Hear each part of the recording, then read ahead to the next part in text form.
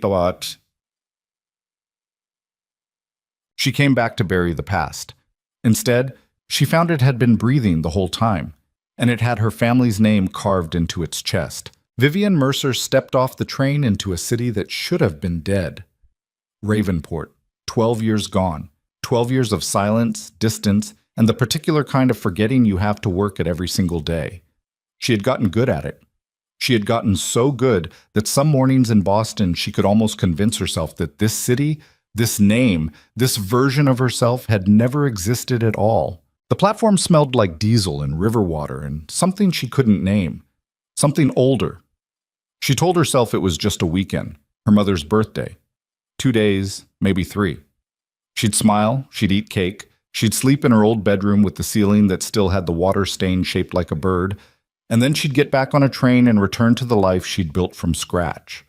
The clean, quiet, deliberately ordinary life that asked nothing of her except skill and patience. She had no idea that by the time she got back on that train, everything she thought she'd left behind would be standing right in front of her, waiting, like it had never moved. If this story hits somewhere deep, drop a like, leave a comment with the city you're watching from. I want to see how far this story travels. Marse. The cab ride from the station took longer than she remembered. Not because the traffic was worse, because the city was different. Vivian sat in the back seat with her bag on her lap and watched Ravenport pass outside the window. And the longer she watched, the more wrong it felt. Not wrong the way a city gets when it falls apart. Wrong the way a city looks when it's been put back together by hands you don't recognize. The industrial district on the east side, the stretch of warehouses and shuttered factories that had been rotting since the steel plant closed in the early 2000s, was lit up. Not just lit, alive.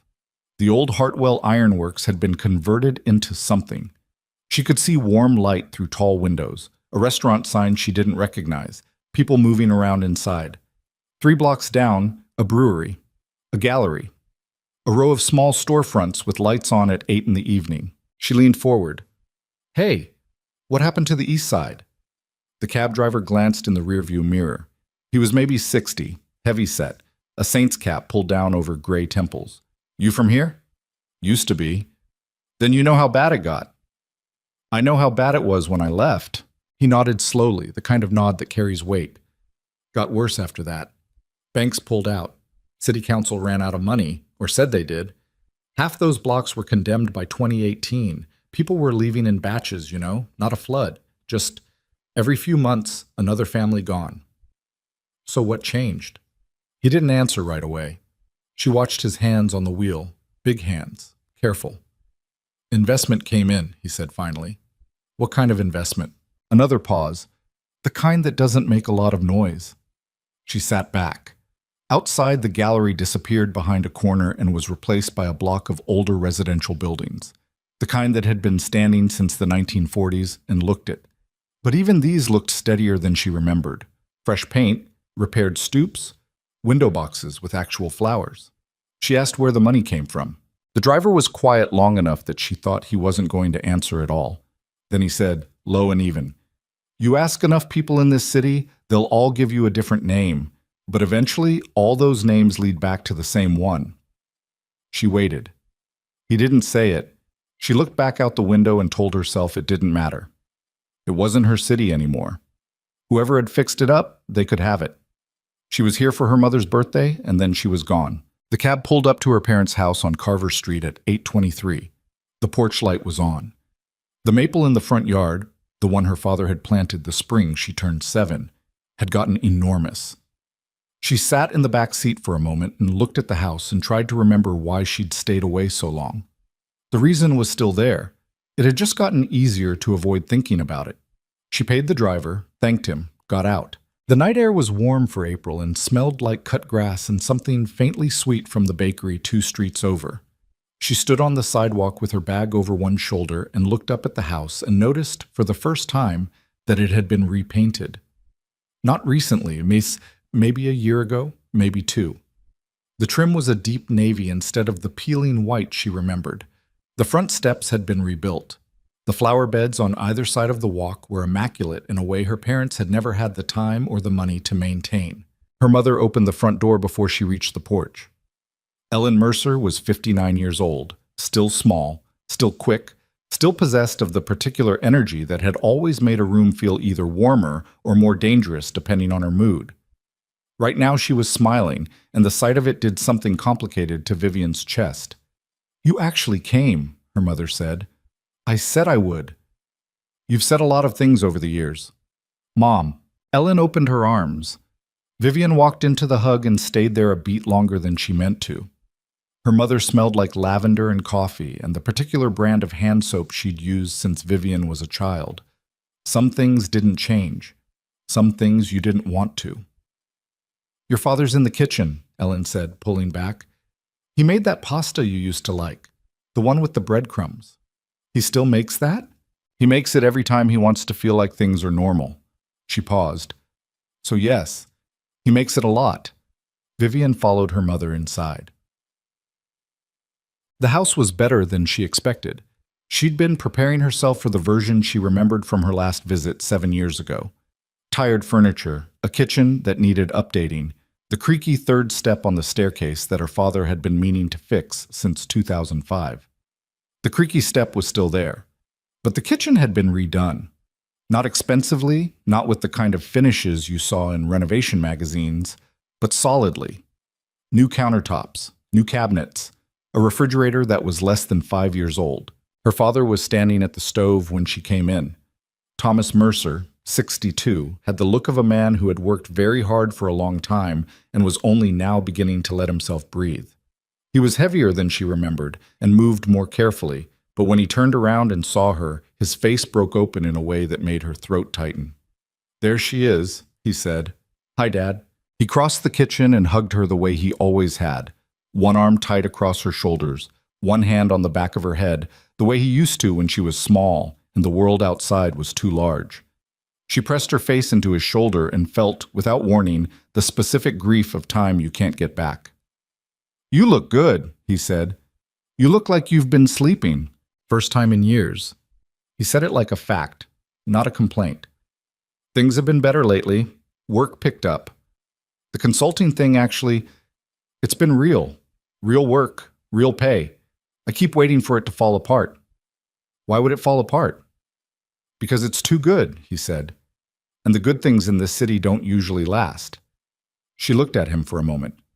"But this one has? Going on 2 years." He went back to the stove. "Some investment firm out of New York brought me on as a regional consultant. Municipal infrastructure. I know the city. I know the vendors. I know where the bodies are buried. Not literally before you say anything." He smiled. "It pays 3 times what I was making at the county. Benefits. Travel allowance." "Which firm?" "Meridian Capital Partners. You've heard of them?" She hadn't, but the question settled somewhere in the back of her mind and stayed there. They ate dinner at the kitchen table, the 3 of them, the way they used to before she left. The pasta was exactly as she remembered. Her father had made garlic bread. Her mother had opened a bottle of wine she clearly hadn't been saving for a special occasion, but pretended she had. It should have been simple. It should have been exactly what she needed. Instead, Vivian sat across from her parents and watched them be okay, and couldn't stop thinking about how it had happened. She'd grown up watching this house get smaller under financial pressure. Watched her parents argue in low voices about bills they thought she couldn't hear. Watched her father work 2 jobs through most of her high school years. Watched her mother quietly cut luxuries one at a time. The gym membership, the cable, the weekly dinners out. Until the texture of their life had gone thin and careful. That was the Ravenport she'd left. Not the city. Her parents' version of it. This version, the repainted house, the new kitchen, the consulting salary, felt like someone had reached in and fixed what was broken. Fixed it so smoothly that her parents had simply accepted it as their due, as normalcy, as the world finally coming around. That's not how the world worked. In Vivian's experience, the world didn't come around, not without a reason. "Tell me about the house," she said. Her mother looked up from her wine. "What about it? The paint, the kitchen. When did you redo it?" Her parents exchanged a glance, brief but there, the kind of glance that happens between 2 people who have an agreed version of a story. "Last year," her mother said. There was a community development program. Grant money. A lot of families on this block got work done. What program? Some nonprofit? Ravenport Heritage Initiative, I think. You think? Vivian. Her mother's voice was patient. It happened. We didn't ask too many questions. When someone offers to fix your roof, you don't interrogate them. You say thank you. Who ran it? Another glance. Her father set down his fork. Why does it matter? I'm curious. You're doing that thing you do, he said, not unkindly. That thing where something is fine and you need to pull at it until it isn't. She looked at her hands. Maybe he was right. But she was sitting in a house that had been quietly, methodically improved over 2 years, in a city that had been quietly, methodically rebuilt by money that had come from somewhere and someone who had never felt the need to introduce themselves. And her father was working for a consulting firm she'd never heard of. And her mother had gotten medical treatment, the blood pressure issues, the specialists her parents hadn't been able to afford, that apparently had been covered somehow. She hadn't asked about that yet. She made a note to herself to ask about it carefully. They finished dinner and her mother brought out a cake, even though the birthday was 2 days away, because Ellen Mercer believed in preemptive celebration. Vivian laughed and ate cake and tried to be present. She was mostly successful. Later, in her old bedroom with the bird-shaped water stain, she lay on her back and stared at the ceiling and made a list in her head of the things she'd noticed. The house, the neighborhood, the job, the medical, the Ravenport Heritage Initiative, Meridian Capital Partners. She thought about what the cab driver had said. Eventually, all those names led back to the same one. She had not let herself think about that name all evening. She let herself think about it now, alone in the dark, in the room where she had first learned to want things she knew she shouldn't. Dominic Falcone. She said it once, inside her own skull, and then she pushed it back down. It was late. She was tired. She was reading patterns into coincidences because she was anxious and suspicious by nature, and because the last time she'd been in this city, she'd had her heart broken in a way that had taken years to stop shaping every decision she made. She turned onto her side and closed her eyes and was asleep within minutes. Her dreams were not quiet. Yet, in the morning she walked. She had always walked when she needed to think. Boston had trained her into a distance runner of thought. She could cover 4 miles of city block and emerge on the other side with a problem reorganized, a feeling placed, a decision reached. Ravenport felt smaller underfoot than Boston, but the streets were more interesting. More history per block. More texture. She walked east toward the harbor without planning to. The morning was pale and cool, the kind of April morning that hadn't committed to spring yet, and she had her jacket zipped to the collar and her hands in her pockets. The streets were quiet. A few people walking dogs. A woman with a stroller. A man hosing down the sidewalk outside a coffee shop. The coffee shop was new. She stopped. It occupied the corner space that had been a pawn shop for as long as she could remember. She used to walk past it in high school and look at the instruments in the window, the guitars and the trumpet and the sad parade of objects people had traded for rent money. The pawn shop was gone. The coffee shop was called Still Point, and it was the kind of careful, thoughtful space that cost a lot of money to make look like it didn't cost a lot of money. Wood surfaces, good lighting, a chalkboard with the day's roasts. She went in, ordered a coffee, took it outside, and kept walking. 4 blocks east, she passed a building that had been a garment factory in the early 20th century, an abandoned shell in the 2000s, and was now, according to the sign outside, the Ravenport Community Arts Center. Through the ground floor windows, she could see a ceramic studio, wheel-throwing setups, what looked like a dark room. Upstairs, framed through the tall windows, paintings on walls. She stood on the sidewalk with her coffee and looked at the building for a long time. This was not what happened to post-industrial cities in America. This was not the story. The story was that the factories closed, the money left, the city hollowed out, and the people who stayed made do with less. The story was measured in foreclosures and school closures and the steady bleeding of a tax base. Ravenport had been following that story faithfully for 20 years. It had been following it so faithfully she'd stopped expecting anything else. She turned north and walked another 6 blocks and found herself in a residential neighborhood she remembered for being rough. Not criminally rough, just the grinding roughness of poverty, of deferred maintenance, of people living in houses they were slowly losing. The houses here looked like the houses on her parents' street. Not new, not renovated to the point of displacement, just repaired, maintained, occupied. On one block, she counted 7 houses that had new windows. Not all the same style, different contractors, different decisions. But new windows on 7 consecutive houses didn't happen by accident. It didn't happen through coincidence or community spirit alone. It happened when someone with resources decided it was going to happen. She finished her coffee and turned around and walked back to Carver Street. And the whole way back, she was building the shape of a question she didn't quite want to ask yet.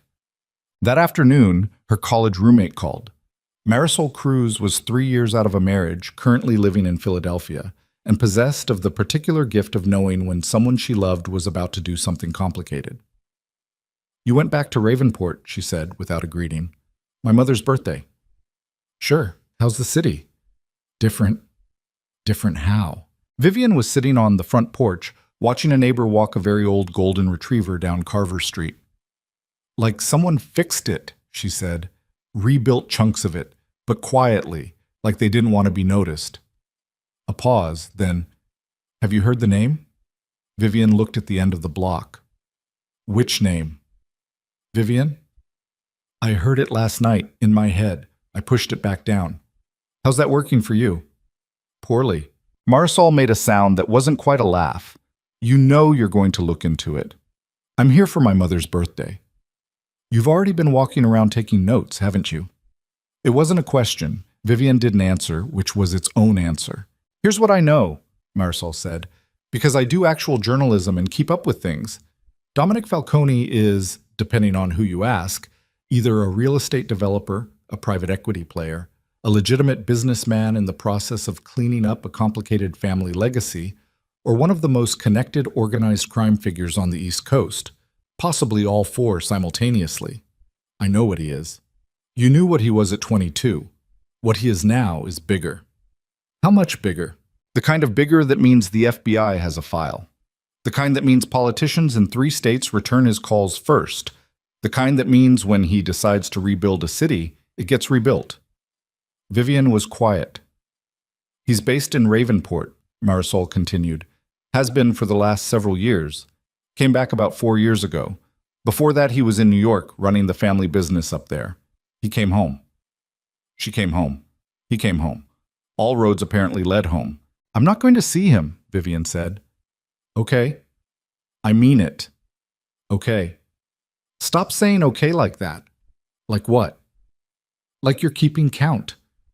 Marisol paused.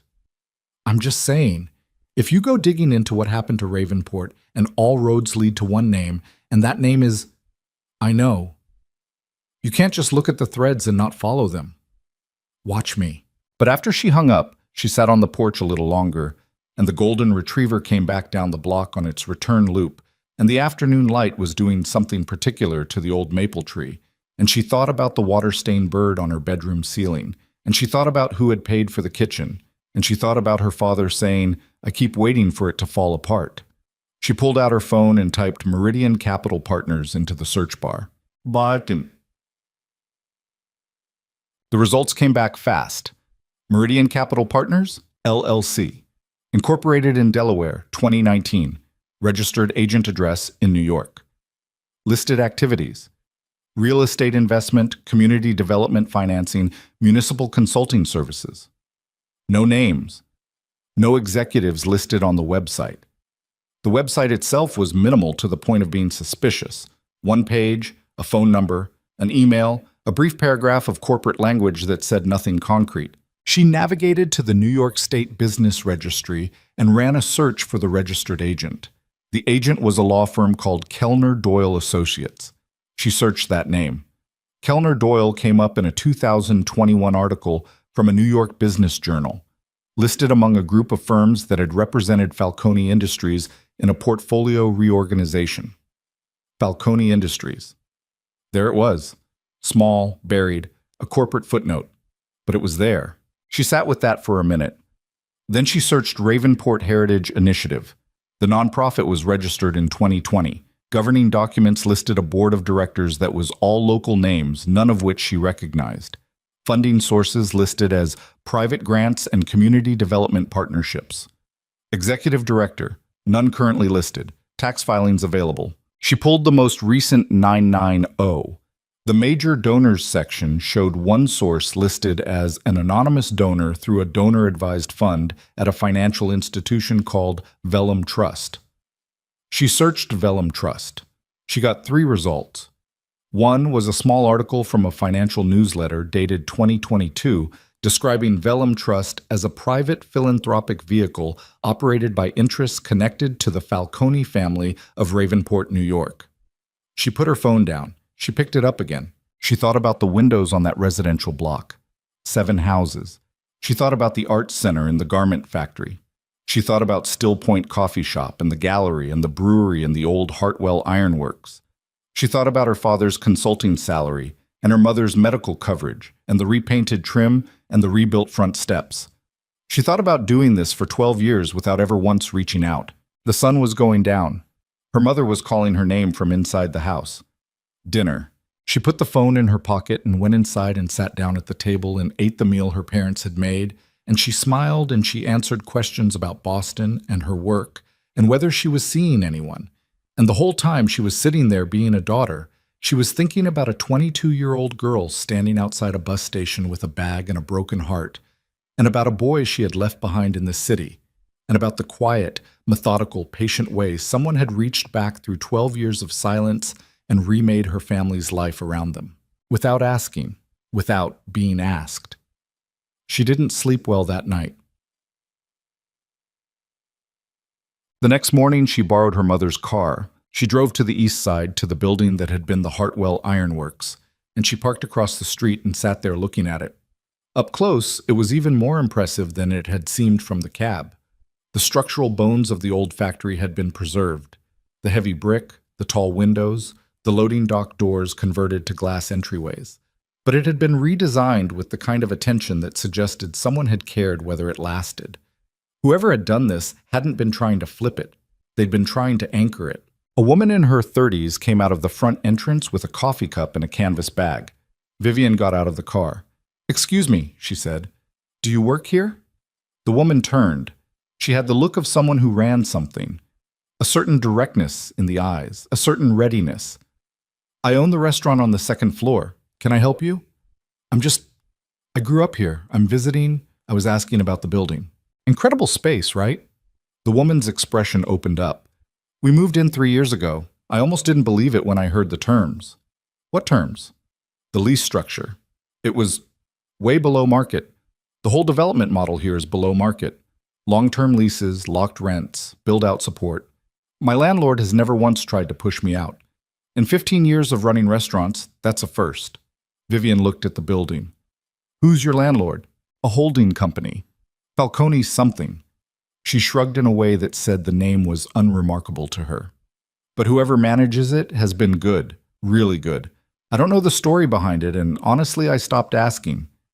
Vivian thanked her and got back in the car. She drove to 3 more locations across the east side and the north residential district. At each one, she found the same pattern.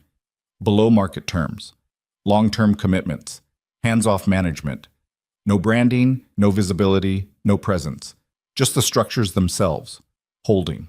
By noon, she was back in her mother's car, parked outside a building near the harbor that she'd looked up in the property records that morning. A 12-story tower, converted from office to mixed-income residential housing in 2021. 40% of units at below-market rent, the rest at market.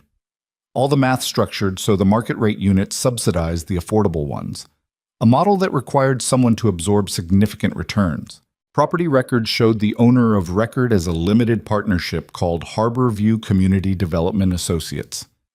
The registered agent was Kellner Doyle. She was looking at the building when her phone rang. She didn't recognize the number, Boston area code. She answered. "Ms. Mercer," said a woman's voice. Formal, composed. The kind of composed that was performed. "My name is Serena Falcone. I believe you've been doing some research this morning that's likely to bring you to a name you already know. I thought it might be more efficient if you heard something directly before you went any further." The silence between them had texture. "How do you know what I've been doing?" Vivian said. "Ravenport is a small city with attentive people," Serena said. And my brother has always had very good surveillance on the properties he cares about. My brother. Vivian looked out the windshield at the converted tower, at the families visible through the lobby windows, a woman with 2 children, a man in a work jacket, an older couple near the mailboxes. What do you want to tell me? She said. I want to tell you, Serena said, and her voice shifted, not warmer, but more direct, a sharpness under the polish, that my brother has been building a story about himself for 2 years that involves your family, your city, and a version of love that I personally find, she paused, questionable. What kind of story? The kind where the powerful man sacrifices everything for the woman who left him. Serena's tone was flat. The kind that makes very good cinema and very bad reality. The kind I would want someone who matters to him to examine carefully before they decide what it means. I haven't decided anything. You will. Once you finish connecting the threads. Another pause. I just want to make sure that when you do, you're asking the right questions. About whose benefit this served. About whether love looks like this or whether something else does. The call ended. Vivian sat in the car for a long time. The lobby of the building was still visible. The woman with the 2 children had sat down on a bench near the door. The children were doing something with a paper bag that involved a great deal of energetic disagreement. Ordinary life in a building that shouldn't exist at market rates. A building that existed because someone had decided it should. She started the car. She needed to see him. She had told herself she wouldn't. She had been very clear with herself about that. But whatever else Serena Falcone was doing, whether she was warning her, testing her, manipulating her, or something else entirely, she had done one thing. She had made avoidance feel like cowardice. Vivian Mercer had a lot of qualities she wasn't proud of. Cowardice wasn't one of them. She pulled out of the parking space and turned toward the harbor. Oh, the building didn't have a sign.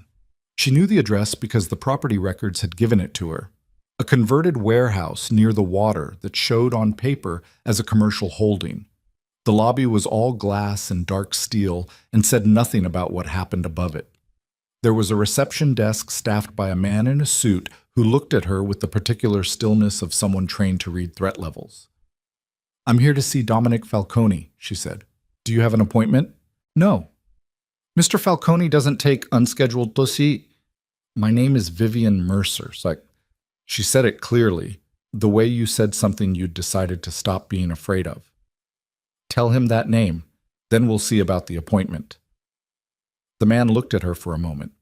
Then he picked up a phone. The wait was 40 seconds. She counted. The elevator is on your left, he said, top floor. She crossed the lobby to the elevator and pressed the button and stood very still while she waited. The elevator doors were polished steel and showed her a blurred version of herself. Dark hair, dark jacket, the particular posture of someone who had made a decision and was already regretting the circumstances but not the decision itself. The elevator arrived. She stepped in. The doors closed. She had 12 floors to decide what she was going to say. She had been composing versions of this speech for 12 years without knowing she was doing it. All the things she would say if she ever had to say them. All the careful, articulate, controlled language she had built around the memory of this person so that she could look at it without flinching. She had it prepared. She was ready. The elevator opened and she stepped into a space that was almost entirely glass overlooking Ravenport Harbor. And across the room, standing with his back to her and his hands in his pockets and his attention on the water below, was the man she'd left behind at 22, and every word she'd prepared dissolved. He was taller than she remembered, broader. The kind of physical presence that a person grew into rather than having from birth. He wore a dark suit with no tie, jacket still on, the particular formality of a man who worked this way. His hair was shorter than 12 years ago, and there were the beginnings of silver at the temples, which she had not prepared for, which did something to her chest she refused to name. He didn't turn around immediately. He stood looking at the harbor. Then he turned. His face was the same and entirely different, the way all faces are after 12 years. The architecture unchanged, but lived in now, marked by whatever had passed. The jaw was harder. The eyes were the same, dark, careful, always watching something behind the surface of whatever was directly in front of them.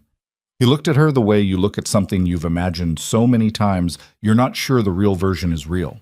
Vivian, he said, just her name, like he'd been waiting to say it in a room where she could actually hear it. "You rebuilt my parents' house," she said. He didn't move. "I improved the maintenance on a home that was deteriorating. You paid for my mother's cardiologist. Your mother needed a cardiologist.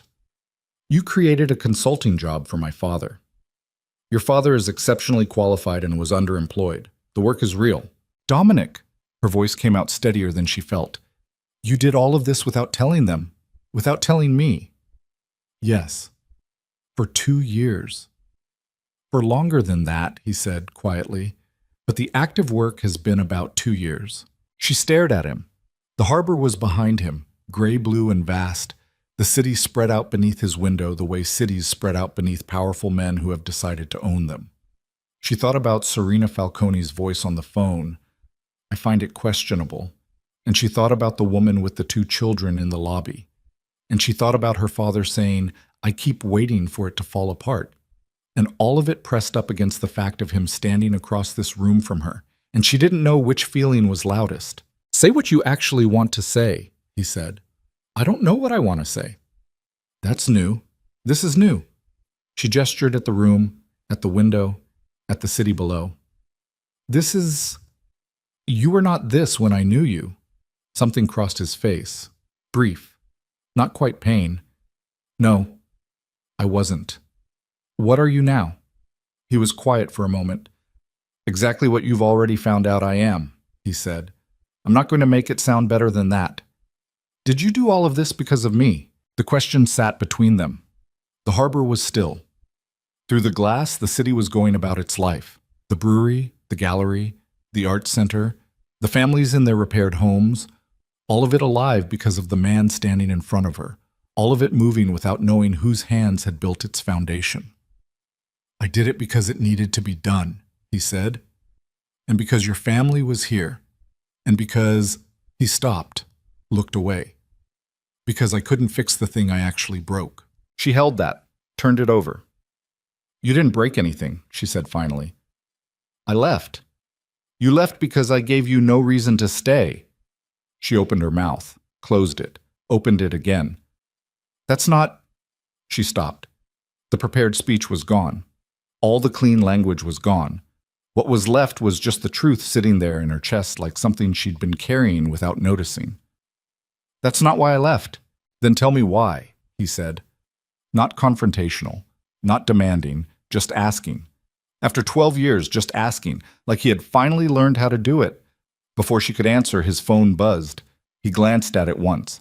His expression didn't change, but something behind it did. Something tightened. "I need to take this," he said. "It's something that requires immediate attention." He met her eyes. "Will you be here when I'm done?" She should say no. She should say she'd gotten what she came for and she was leaving in 2 days. She should say all the reasonable things. "I'll be here," she said. He stepped away, turned toward the window, answered the phone. She heard him say 2 words before his voice dropped below audible. "How long?" And the way he said it, the flatness of it, the absence of surprise, told her that whatever was coming had been expected, had been building. That the man standing here in front of her, who had rebuilt an entire city for reasons he refused to explain, had been waiting for something to arrive. The afternoon light was changing on the harbor. Vivian stood in the silence of the room and looked at the city below and thought about everything she still didn't know, and about everything she'd already figured out, and about the 12 years of silence she'd mistaken for indifference that apparently had looked like this, like a whole city, remade, breathing. The call was short. He hung up, turned back to her. His face was composed, but something in the set of his jaw had changed. "What's wrong?" she said. "We'll talk," he said. "There's a lot I need to tell you, but there's something happening right now that..." He stopped, pressed his thumb against his lower lip. The gesture was the same as she remembered, the one he made when he was calculating, when something was moving faster than he'd planned for. "Dominic," she crossed the room, stopped 6 feet away. "What's happening?" He looked at her, and for the first time in the conversation, the composure showed its seams. Something underneath it was moving, something old and not entirely controlled. "My sister," he said, "is about to make a very serious mistake. and I don't know yet whether I can stop her. Vivian didn't stay in the penthouse. He'd asked her to. His assistant had shown her to a sitting room with coffee she didn't drink and a view she couldn't focus on, and after 20 minutes she'd stood up and told the assistant to let him know she'd be at her parents' house and walked out. She needed to think. She needed the distance between herself and that room, between herself and him, or the thinking would never happen, and she'd end up making a decision from the wrong part of herself. On the drive back to Carver Street, she ran through what she knew. What she actually knew, not what she felt. Her parents' financial stability, real, documented, traceable, back to entities connected to Falcone Industries. Her parents' home improvements, the same. Dozens of families across Ravenport, the same pattern, the same hands, the same invisible architecture of money flowing toward people who didn't know where it came from. 2 years of active work, longer of preparation. The question Serena had planted, whose benefit did this serve, kept surfacing. She kept pushing it back down, because she had already looked at the evidence. She had spent a career in conservation learning how to read material, how to distinguish genuine from reproduction, how to find the truth in the thing itself rather than the story attached to it. And the evidence here said something simple. This had cost an enormous amount of money and delivered no visible return. No publicity, no political capital, no credit. The Ravenport Heritage Initiative didn't even have a website worth visiting. Nobody was putting Dominic Falcone's name on the Arts Center. If this was control, it was the most expensive, invisible control she'd ever encountered. She was turning onto Carver Street when her phone buzzed, a text from a number she didn't have saved. He won't tell you the whole story. I will, if you want it. S. She stared at the text. Then she put the phone face down on the passenger seat and pulled into her parents' driveway. Her mother was on the porch with a cup of tea. You were gone all day. I know. I'm sorry. Was it good or bad? Vivian got out of the car and stood at the bottom of the porch steps and looked up at her mother and thought about the kitchen and the cardiologist and the windows on 7 consecutive houses and about a man standing at a window with his back to the harbor and about a phone call about a mistake that was about to happen. I don't know yet, she said honestly. Her mother studied her the way she always had, not intrusively, but with the precision of a woman who had watched her daughter closely enough to read her silences. This is about him, isn't it? Not a question. Vivian didn't answer. He came back 4 years ago, her mother said quietly. I knew. I suspected. But I didn't want to think about it too hard. You know how your father is? He'd have turned the money down. Mom, he was a proud man with nothing to be proud of for a long time. Ellen's voice was careful, factual. The consulting work gave him something back. I wasn't going to ask where it came from. You knew. I suspected. I chose not to look directly at it. She took a sip of tea. Maybe that was wrong. Maybe, Vivian said. Or maybe you just survived. She went inside, sat at the kitchen table, picked up her phone. She typed a message to the number she didn't have saved. Tomorrow. Somewhere neutral. You talk. I listen. No games. She hit send. 3 seconds later, the reply came back. Understood. But be aware. By tomorrow morning, the games may have already started, whether you're playing or not. Vivian set the phone down and pressed both palms flat on the kitchen table and looked at the grain of the wood and breathed. Tomorrow, Serena Falcone would tell her something. Tomorrow, the thing Dominic had been bracing for would arrive or it wouldn't. Tomorrow she would know whether the story she was standing inside was the kind she'd walked into knowing or the kind you don't recognize until you're already too deep to see the edges. Tonight, there was cake in the refrigerator from the night before, and her mother's birthday was 1 day away, and the water-stained bird was still on her ceiling, and somewhere across the city, in a glass-walled room above the harbor, a man was moving pieces on a board she couldn't see yet. She cut herself a slice of cake and ate it alone at the table and told herself she was still in control of this. Still just a visitor. Still capable of getting on that train Sunday evening and returning to the clean, quiet life in Boston that asked nothing of her heart. She almost believed it. Almost. Serena Falcone chose a diner. Not a restaurant, not a hotel lobby or a private room or any of the spaces where a woman with her kind of money and her kind of name might have been expected to conduct her business. a diner on Marsh Street called the Blue Anchor, the kind of place with laminated menus and coffee that had been sitting on the burner since 6 in the morning, and a counter waitress who called everyone honey without looking up. Vivian arrived at 8:45 and found Serena already in the back booth, both hands wrapped around a mug, watching the door. She was not what Vivian had expected. The voice on the phone had been polished. Corporate. The kind of smooth that money buys when it has time to practice. In person, Serena Falcone was sharp in a way that didn't match the polish. Sharp like something that had been ground down from a rougher original. She was maybe 35, dark-haired like her brother, dressed in a charcoal blazer over a plain black shirt. No jewelry except a watch. Eyes that moved quickly and settled slowly, cataloging, sorting. She looked at Vivian the way people look at things they've spent time preparing to see. Vivian sat down across from her. "You're exactly what I expected," Serena said. "I can't tell if that's good or bad. It's neither. It's just, he described you a particular way and you're that way. It's almost inconvenient." The waitress came. Vivian ordered coffee. The waitress left. "You said you'd tell me the whole story," Vivian said. "I said he wouldn't." Serena turned her mug a quarter rotation. Back. "That's not quite the same thing." "Then what will you tell me?" "I'll tell you what I've watched for 4 years." Serena looked out the window at Marsh Street, where the morning was doing its ordinary work. Delivery trucks, a woman walking 2 dogs, a teenager on a bike who wasn't paying enough attention. "I'll tell you what it looks like from the inside when someone you love decides to carry everything alone because they've decided that asking for help is the same thing as showing weakness." "That sounds like an observation about your brother." "It's a warning about the pattern." She looked back. "Dominic doesn't do things small. He never has. When he decides something matters, he reorganizes everything around it. He did that with the family business. He did that with this city. He did that—" She stopped. "With you. And the question I've been asking for 2 years is whether what he built here is love or whether it's the same thing he does with every problem, which is to say, whether he solved you." The word landed hard. Vivian didn't let it show. "People aren't problems to be solved," she said. "No," Serena agreed, "but Dominic doesn't always know the difference." She took a drink of her coffee. "He's been working toward something. A transition. He's been trying to move the family's holdings into legitimate structures. Real estate, community development, clean capital. It's taken years and it's not finished, and it's fragile.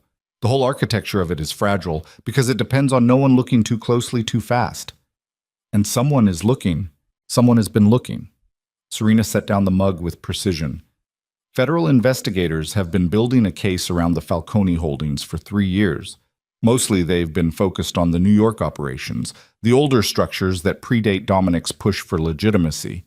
But recently," she paused, "recently they've shifted focus to Ravenport, to the community development work, to certain financial flows that, if examined without context, could be characterized as money laundering through nonprofit vehicles." Vivian felt the cold settle in her stomach. Could be characterized. Context matters enormously. The money is clean. The projects are real. But a federal investigator with a theory and sufficient time can make clean things look complicated. She met Vivian's eyes. Especially if someone provides them with the right documents, the right framing, a map. Someone like you. The silence in the diner was the specific silence of something true being said out loud for the first time. "Why would you do that?" Vivian said. "He's your brother." "Because I'm afraid of what he's building." The sharpness in Serena's face cracked, just slightly, just enough to show something underneath it that was older and less composed. "Not the city, not the legitimate businesses. I'm afraid of what he's building around you, around this idea of you. He has been operating in a controlled, disciplined, forward-moving way for 4 years, and then you came back and walked into that lobby yesterday, and I watched it on the security feed, and he stood at that window for 11 minutes before he turned around." She pressed her thumb into the handle of the mug. 11 minutes. Dominic doesn't hesitate. He doesn't stand still. Something is going to break, and I would rather be the one who controls how it breaks. Vivian stared at her. "You want to blow up his life before he can make a decision you don't approve of. I want to force a conversation that he has been avoiding for 4 years. By going to federal investigators. By making the situation unstable enough that he can't manage it alone anymore." She said it flatly, with the terrible logic of someone who had decided that damage was preferable to silence. I love my brother, and I am watching him rebuild a prison and call it a home. Vivian sat back. The coffee in front of her was untouched and going cold. Outside on Marsh Street, the morning continued its indifferent progress. She thought about the 11 minutes. She thought about a man standing at a window with his back to the harbor. Have you already done it? She said. Serena's expression was the answer before her words were. Last night, she said, I sent documents to 2 journalists and 1 contact at the Financial Crimes Division. The documents are accurate. The framing I provided is selective. Selective. The context that would make the transactions understandable is not included. Vivian pressed her hands flat on the table, the same gesture she'd made the night before in her parents' kitchen, grounding herself, finding the surface. Then why are you telling me this? It's done. Whatever you set in motion is already moving. Because he doesn't know yet, Serena said. He'll know by this afternoon when the first journalist calls for comment. And when he knows, he will do what he always does. He will close ranks, activate lawyers, and try to manage it alone. And it will not occur to him to let you in. Why would it? I'm no one to him now. You are exactly not that, Serena said, and her voice was quiet for the first time since Vivian had sat down. Quiet in a way that felt more dangerous than the composed precision of everything before it. You are the only person in his life he has never been able to treat as a variable. That is why I'm afraid. That is why I did what I did. And that is why I'm telling you now, before he tries to make himself disappear into the problem. She pushed the coffee mug aside. He needs someone who won't let him. Vivian looked at her for a long time. The diner hummed around them. The counter, the coffee burner, the low specific noise of a room where people ate breakfast and didn't think about the kinds of conversations happening in the back booth. You love him, Vivian said. Differently than you do, Serena said. But yes. And you did this anyway. Sometimes love is the thing you do that the other person will hate you for. She stood, picked up her jacket from the seat beside her, left 2 20s on the table. He's going to need the records, the full context, the explanatory documents, the chain of ownership for every Ravenport project. If investigators are looking at this without context, he needs someone to build the context for them, quickly. That's not my job. I know. She buttoned the jacket, precise and economical. But you're the only person whose judgment he'll trust right now, even if he doesn't know it yet. She picked up her bag. His lawyers are good, but they think in liability. You think in evidence, in what things actually are versus how they appear. She looked at Vivian steadily. You've spent your career looking at damaged things and figuring out what they were before someone tried to obscure them. This is the same work. She walked out. The bell above the diner door rang once, and then the morning absorbed her. Vivian sat in the back booth and looked at the 2 20s on the table and the untouched cup of coffee and the empty seat across from her, and she thought about what it meant that Serena had come to her specifically, had sat here and explained her own betrayal with the precision of a woman who had decided consequence was preferable to inaction. She thought about whether Serena was manipulating her. She thought about whether the manipulation was also true. She picked up her phone and called him. He answered on the second ring. She told you, he said. No greeting. She told me. A pause. She could hear him breathing, could hear the specific quality of a room going very still. Where are you?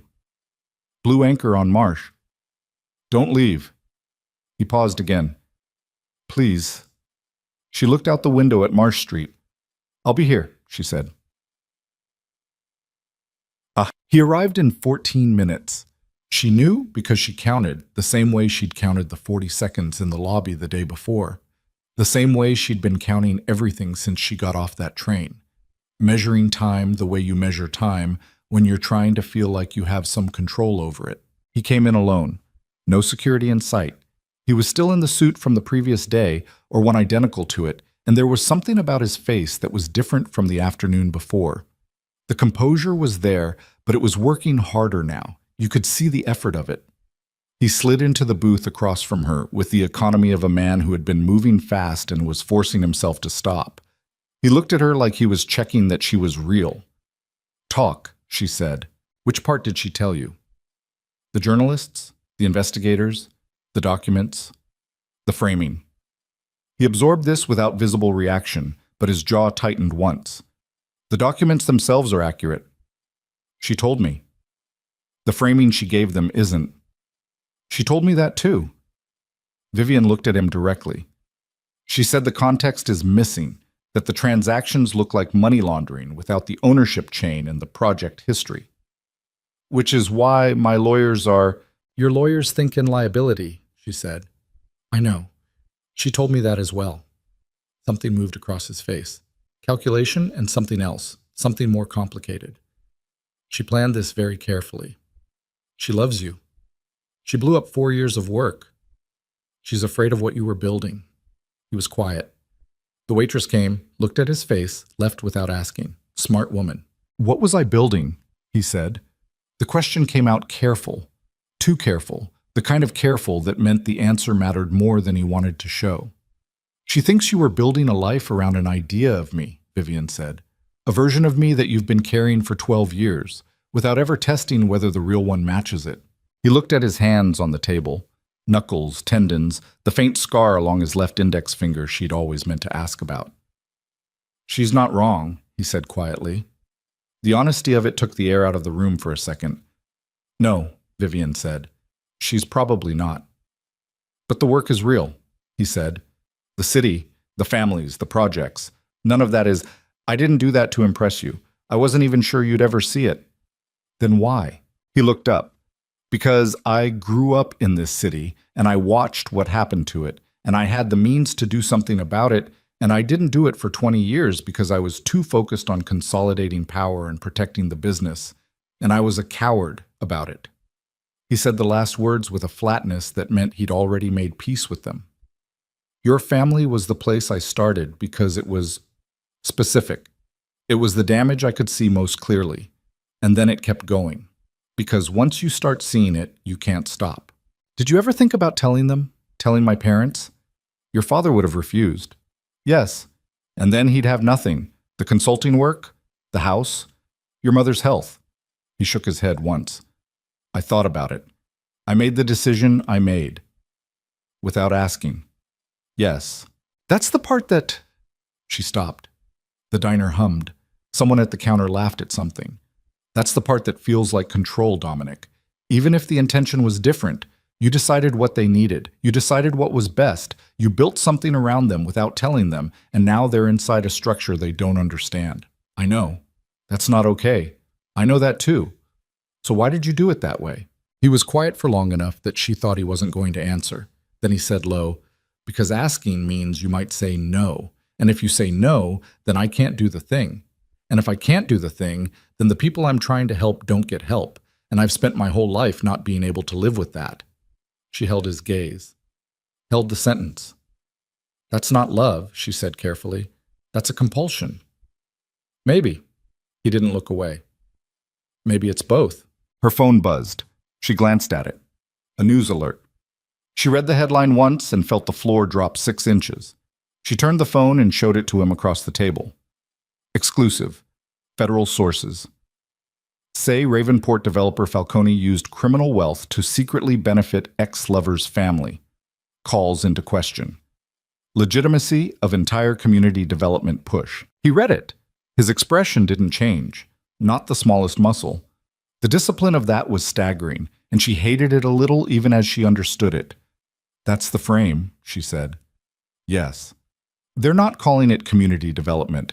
They're calling it a personal enrichment scheme dressed as philanthropy. Yes.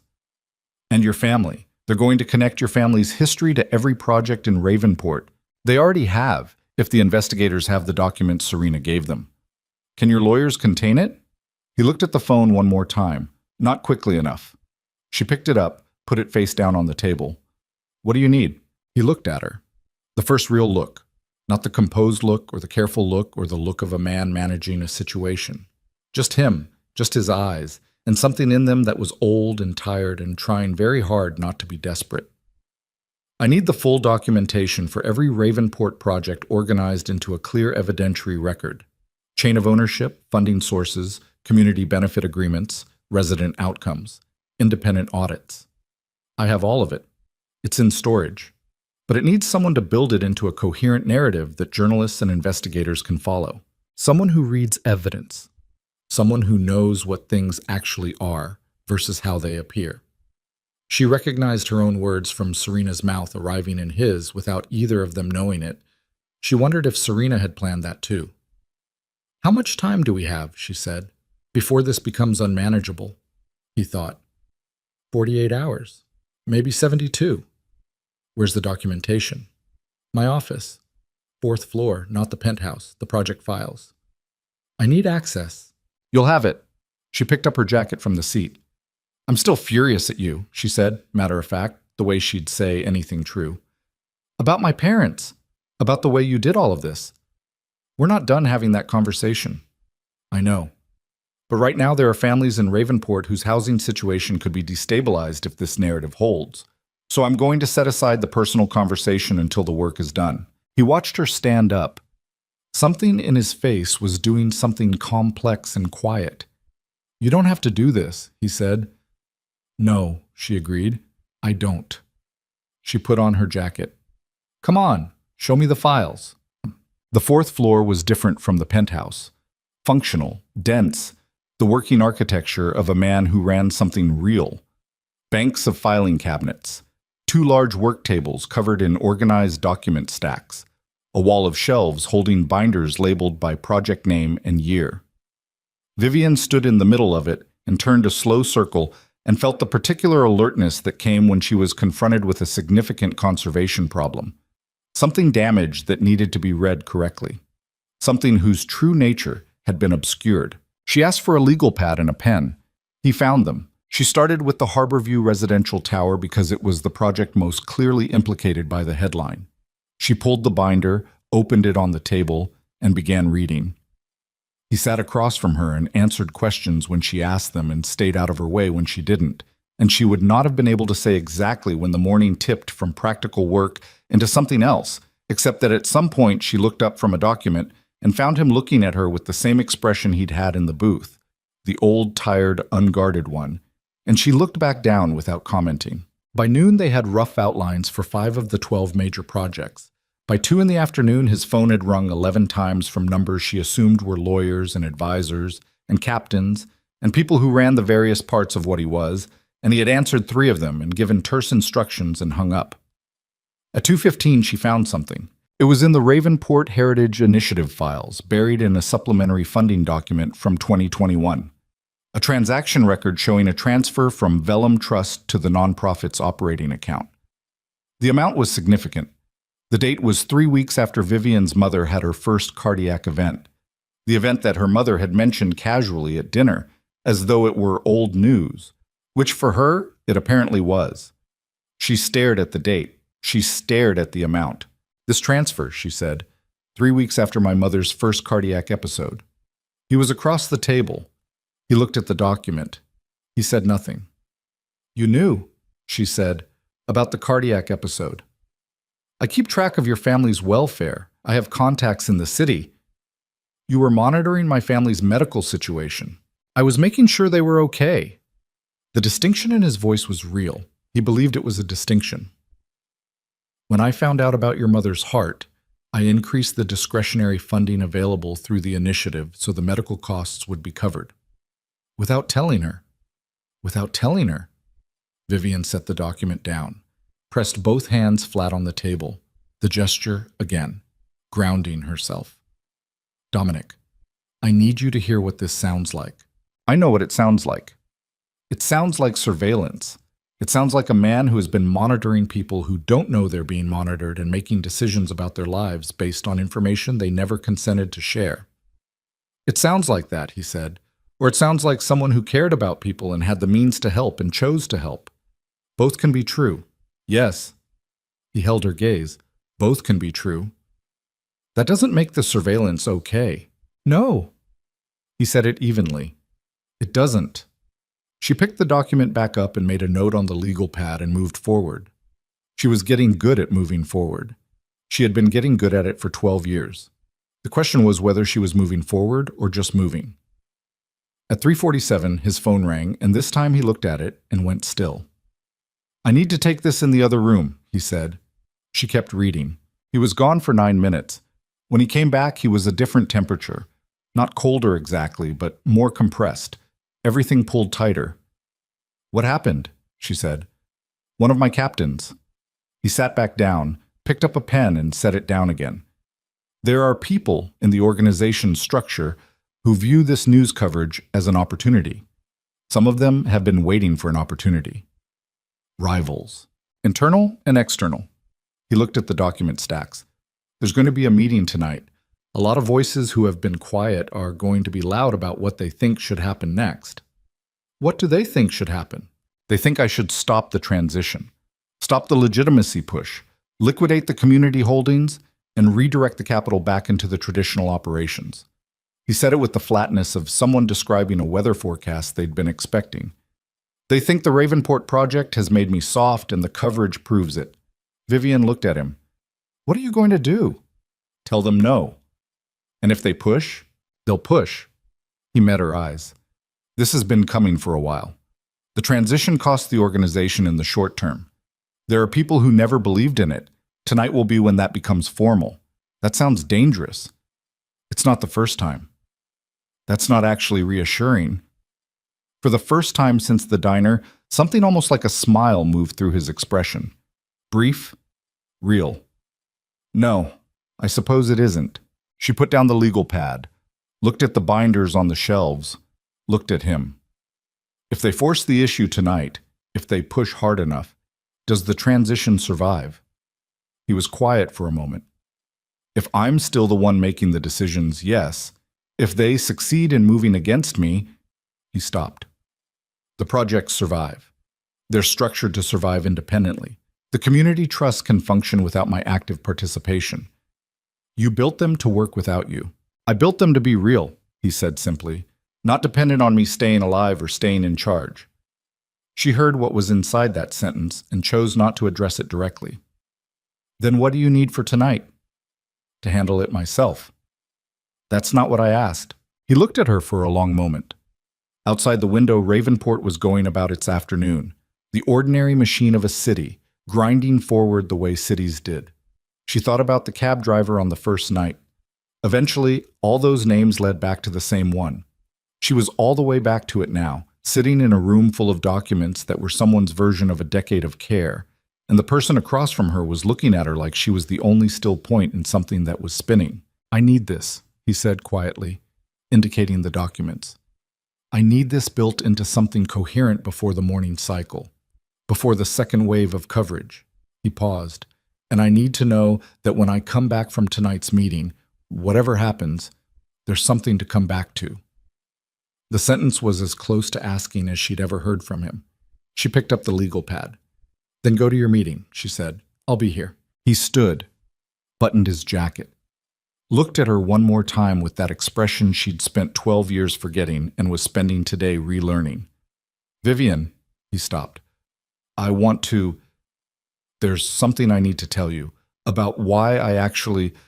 About 12 years ago and what I..." He stopped again. The control that never failed him was failing, just at the edges, just barely. "Tonight," she said firmly, cutting off whatever was about to fall apart in this room at 4 p.m. with 48 hours until the story became unmanageable. "Tell me tonight." He nodded, walked to the door, stopped with his hand on the frame and his back to her. "The scar on my hand," he said without turning. "The one on my index finger. You always meant to ask about it." She stared at his back. "I got it the night you left," he said. "The night you got on that bus. I put my hand through a window." He paused. "Not the dramatic kind. Just, I wasn't watching where I was walking. I was looking at the bus until I couldn't see it anymore, and I walked straight into a glass door." He left. She sat in the room with the documents and the late afternoon light, and the sound of the city below, and the image of a 22-year-old boy walking into a glass door because he was watching a bus disappear. She picked up the pen. She started to build the record. 2 hours later, her phone lit up with a news alert that made the first one look gentle. This one had names. This one had photographs. This one had a quote attributed to sources close to a federal investigation that described Dominic Falcone's community development work in Ravenport as a sophisticated financial concealment scheme designed to protect criminal assets while creating a false narrative of legitimate philanthropy. And at the bottom of the article, in a line that landed like a door closing, sources also indicate that among those who may have knowingly benefited from the scheme is Vivian Mercer, an art conservator based in Boston and former associate of Mr. Falcone, whose family received significant undisclosed financial benefits over a 2-year period. Her name, in print, in a federal investigation story. She read it once, read it again. Then she set the phone face down on the table, picked up the pen, and kept writing. That was the thing she noticed about herself later, when she had distance on it, that her first response to seeing her own name in a federal investigation story was not panic, not flight, not the particular cold freeze of a person whose life was about to change. Her first response was to pick up the pen and keep building the record.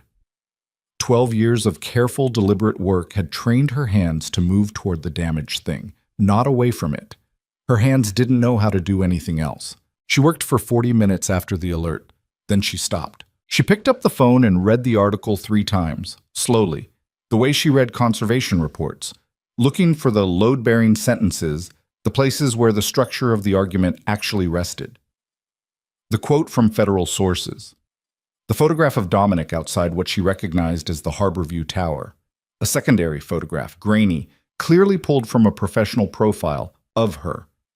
Her name in the 4th paragraph, and again in the 7th. Former associate. The careful legal distance of that phrase. Former associate. She called Marisol. I saw it, Marisol said before Vivian could speak. My name is in a federal investigation story. I know. Marisol. I know, Viv. I'm looking at it right now. A pause. The sound of a chair moving.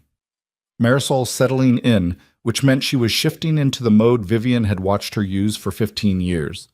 The journalist's mode, clear-eyed, triage-oriented. Okay, first question.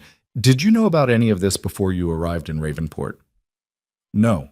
You're certain? I got here Thursday night for my mother's birthday. I found out about the financial structure on Friday by doing property records research on my own. I've had no prior knowledge of any transactions involving my family. Can you document your timeline? I can document everything. I've been building the evidentiary record all afternoon. Another pause. You've been building his defense. I've been building the truth, which happens to also be his defense. Vivian. Marisol's voice shifted. Not harder. More careful. I need you to hear what I'm about to say as your friend, not as someone judging your choices. Are you hearing me? Yes? You are currently named in a federal investigation story inside the apartment of the man the story is about, building documents that could be characterized as obstruction of justice if anyone decides to look at it that way. The room was very quiet. I'm aware, Vivian said. Are you aware that you need a lawyer before you do another single thing? She hadn't thought about that. She'd been thinking about the documents, about the record, about the 48 hours. She hadn't thought about herself as a person with legal exposure. I know a lawyer in Boston, she said. Call them, right now, before you touch another document. A pause. And Vivian? Where's he? He's at a meeting. What kind of meeting? The kind you have when your organization is in crisis and certain people want to use the crisis. Internal, Marisol said flatly. He's at an internal power meeting while you're alone in his office building his case. Yes. The silence on the line had a particular texture. Call the lawyer, Marisol said. I love you. Call the lawyer now. She hung up. Vivian sat for a moment. The legal pad was in front of her, 3 pages covered in her handwriting. Project names, dates, funding flows, cross-references. Good work. Accurate work. Work that told the true story of 12 Ravenport projects in enough detail that anyone willing to read it would understand what had actually been built here.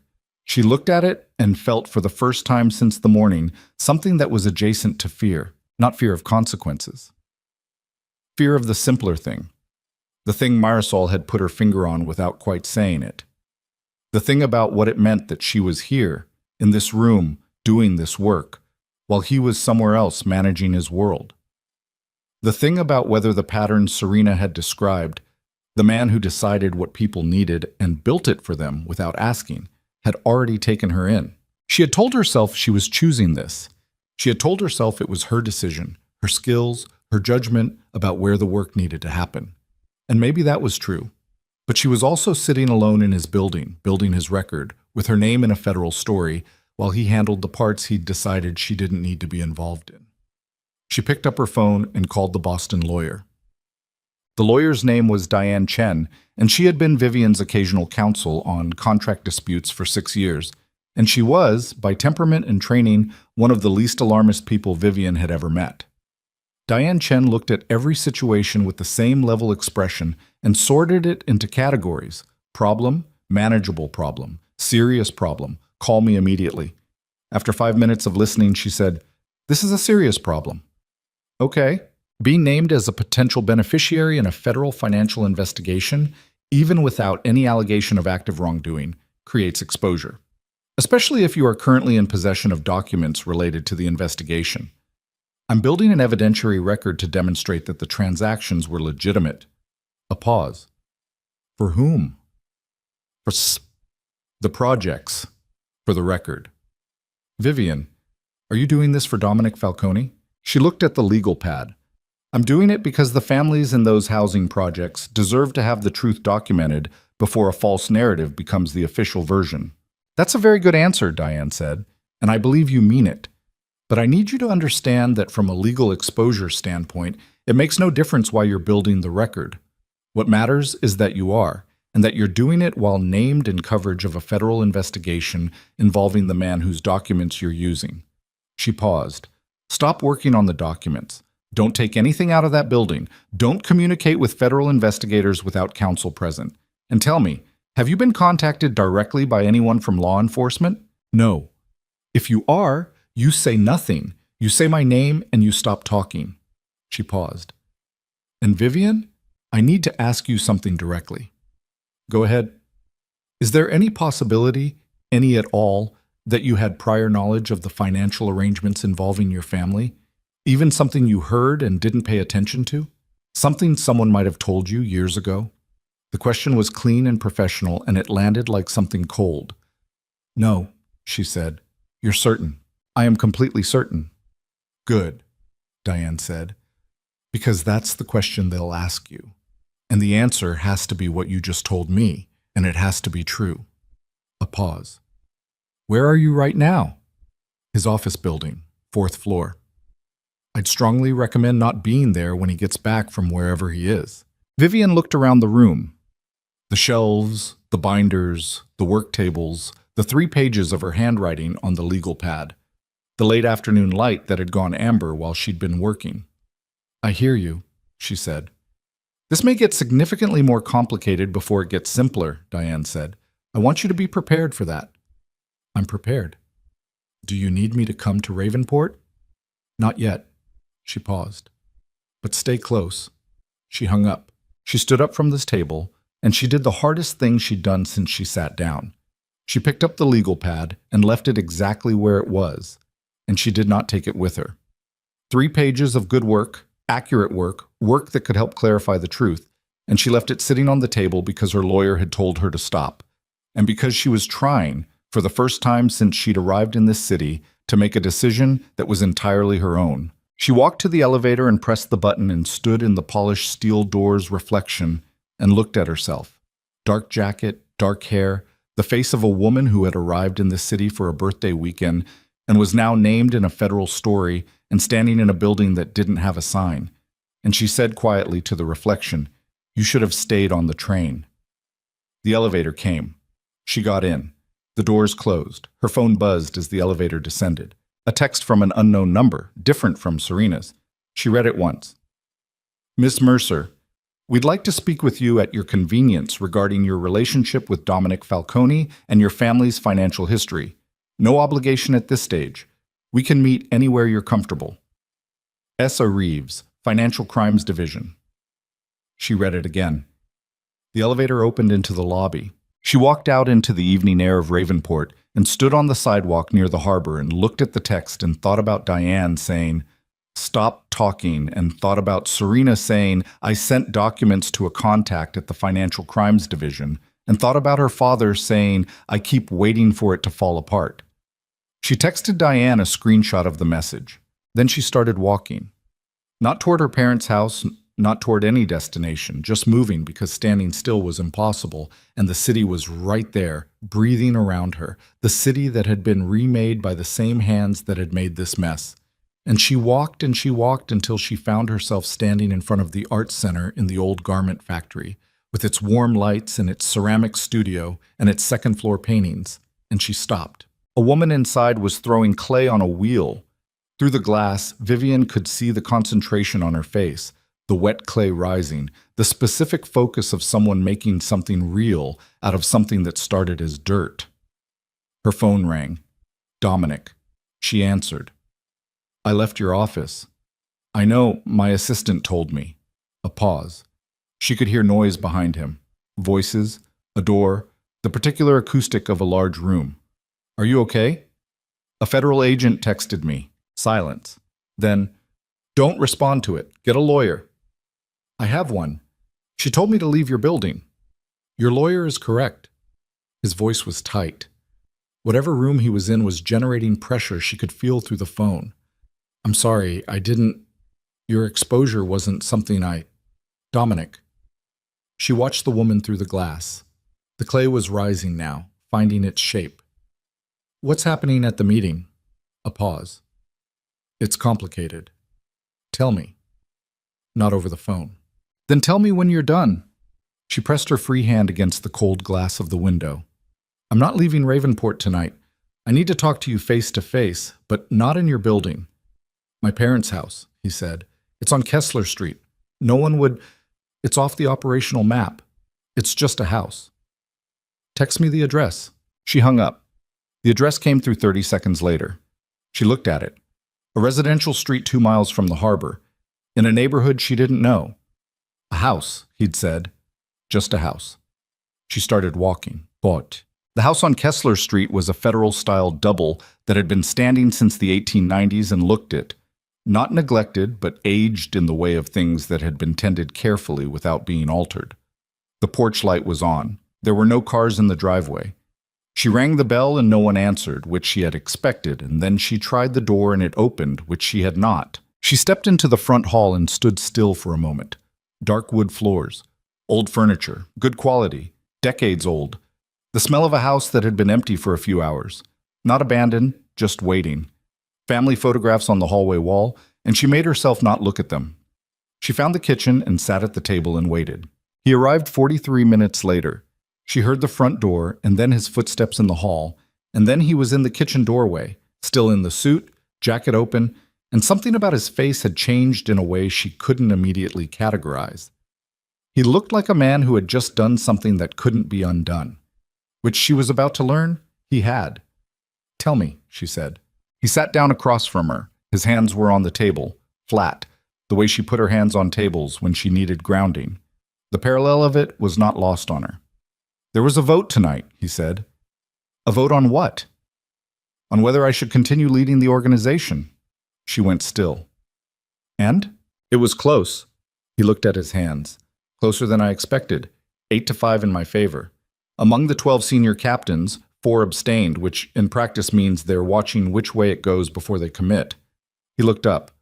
"Marco Vellante led the opposition. He's been my second in New York for 9 years." What was his argument? That the Ravenport transition has cost the organization 15% of operating revenue over 4 years. That the federal exposure created by the coverage today is a direct result of what he calls my personal sentimentality. That a leader whose decisions can be predicted and exploited by his own sister has lost the authority to lead. He said it evenly, the way you recite facts you've accepted. He also said, and this is the part that isn't clean, that he has documentation of transactions from the early years of my leadership, before the legitimacy push. Transactions that are genuinely problematic, not the Ravenport work. Older things. What kind of things? He was quiet for a moment. The kitchen was very still. "The kind of things," he said, "that if added to what Serena already gave the investigators, would make the case significantly harder to defend. Not impossible, but the kind of exposure that would make any prosecutor's day. She looked at him across the table. Vellante is threatening to give additional documents to federal investigators. If I don't step back from the transition and return to traditional operations, he's blackmailing you. He's negotiating. A pause. In our world, the line between those things is administrative. What did you tell him? He met her eyes. I told him no. The silence after that had weight. He'll do it, she said. Probably. So by tomorrow morning, investigators may have both what Serena gave them and whatever Vellante has. Yes. And your legal exposure goes from complex to significant, he said. She pressed her hands flat on the table. The gesture, again, her hands finding the surface. Dominic, when you told me this would take 48 hours to manage, that was before tonight. Yes. What does it take now?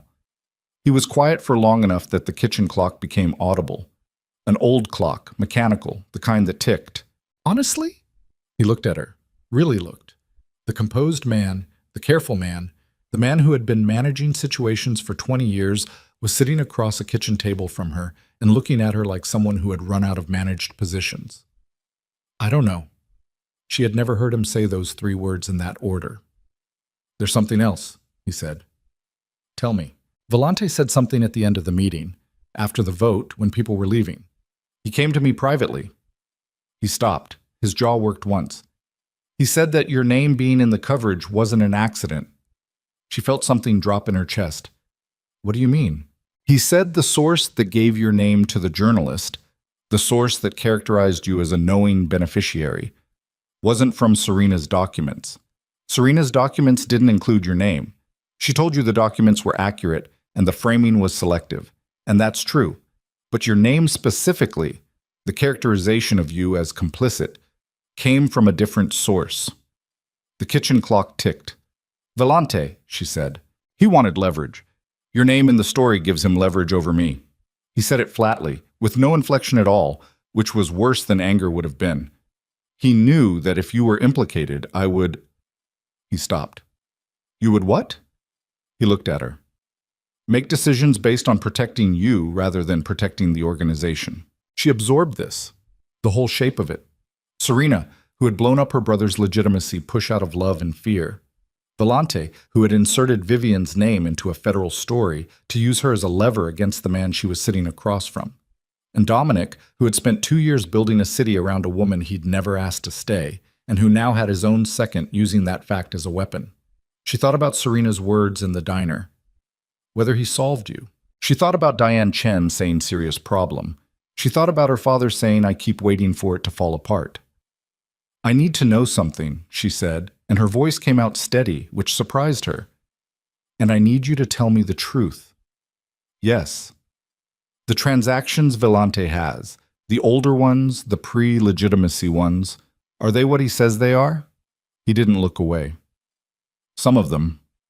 Which means if they reach investigators, combined with what Serena provided and the framing already in the media, yes. He held her gaze. It becomes a federal case with sufficient probable cause for charges. Against you. Against me and potentially others in the organization. A pause. Not against you. Your exposure is collateral and manageable. Diane Chen will have you clear in 2 weeks once the actual record is established. I'm not asking about my exposure. I know. I'm asking whether you are looking at a federal indictment. He was quiet for 3 seconds. Possibly. She stood up from the table. She needed to move. She crossed to the kitchen window and looked out at the backyard. A dark square of garden, an old tree she couldn't identify, a wooden fence. Ordinary, quiet. The backyard of a house where someone had grown up. She turned around. You have to give them the record, she said, voluntarily, not through lawyers as a defensive maneuver. You, directly. You go to the investigators and you lay it all out. The Ravenport projects, the funding sources, the community benefit outcomes, everything. Full cooperation. You control the narrative before Vellante can deliver his. Voluntary cooperation in a federal investigation doesn't protect me from the older transactions. No. But it changes the posture. It changes what you look like. It demonstrates that the Ravenport work is what you say it is. which isolates Volante's material as the opposition move it actually is. She crossed her arms. Her voice was sharper than she intended. And it is the right thing to do, independently of the strategy. Vivian, you built something real here.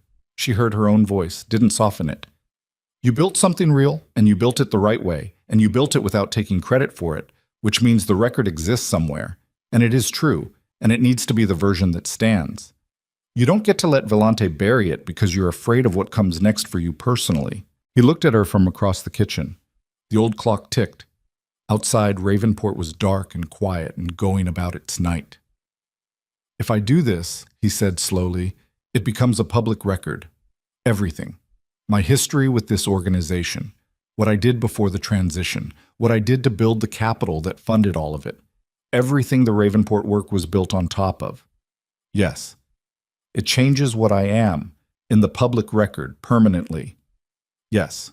You understand that means what I've been building toward. The legitimate version of this. It survives, but the man at the center of it is on record as what you actually were, she said, before you became what you're trying to be. The silence was long. And you? He said. His voice was very quiet. After all of this, after your name in the story, after this weekend, after... He stopped. What do you do with all of this? She looked at him across the kitchen of the house where he'd grown up, in the city she'd left, in the middle of a situation she had walked into without understanding its weight, and she felt the full complexity of it pressing against her from all sides. The love that was real, and the control that was also real, and the man who had never learned to simply ask, and the woman who had never learned to simply stay, and 12 years of silence that had apparently not been silence at all. I don't know yet, she said. That's new, he said. An echo of the diner, an echo of themselves. This is new, she said.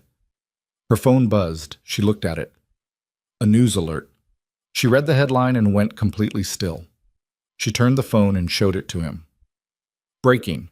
Second source provides federal investigators with Falcone financial records. Criminal charges expected within 48 hours. Sources say key witness has agreed to cooperate. He read it. Read it again. Volante didn't wait, she said. No. His voice was flat as stone. He didn't. She looked at the headline again. Key witness has agreed to cooperate. Not Volante himself. A witness. Someone inside the organization who had already flipped, already agreed, already sitting across a table from federal agents before tonight's meeting had even ended. Which meant tonight's meeting hadn't been a negotiation. It had been theater. The decision had been made before anyone sat down. She looked up at him. This was never a negotiation. No, he said. His voice was very quiet. It wasn't. He's been building this for how long? He looked at the phone, at the headline, at the words criminal charges expected within 48 hours, and something moved across his face. Not fear, not anger, but something older and more fundamental. The particular expression of a person who has just understood that the ground they were standing on had been gone for a long time, and he simply hadn't known it yet.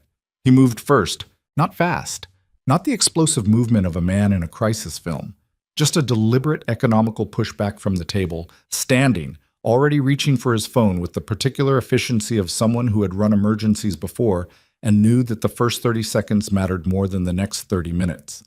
He dialed before he was fully upright. She watched him put the phone to his ear and wait through one ring, two, and then a voice answered and he said, "It's done. Get Harlan on the phone and get the documents to him tonight. All of it. The Ravenport files, the ownership chain, the community benefit records, everything in the fourth floor storage.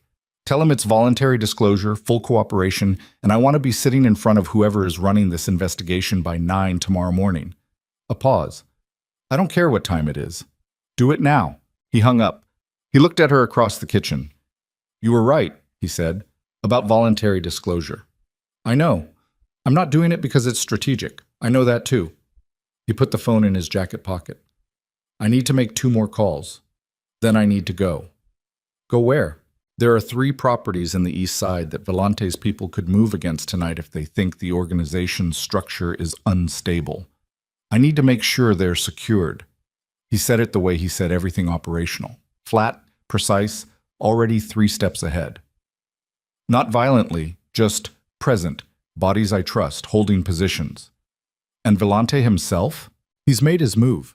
He's not going to do anything tonight that jeopardizes his cooperation agreement. A pause. He wants me indicted, not in a hospital. She crossed her arms. There's a difference in your world between those two things. Yes, and right now that difference is the only thing I'm counting on. He looked at her, really looked. The kitchen was the same.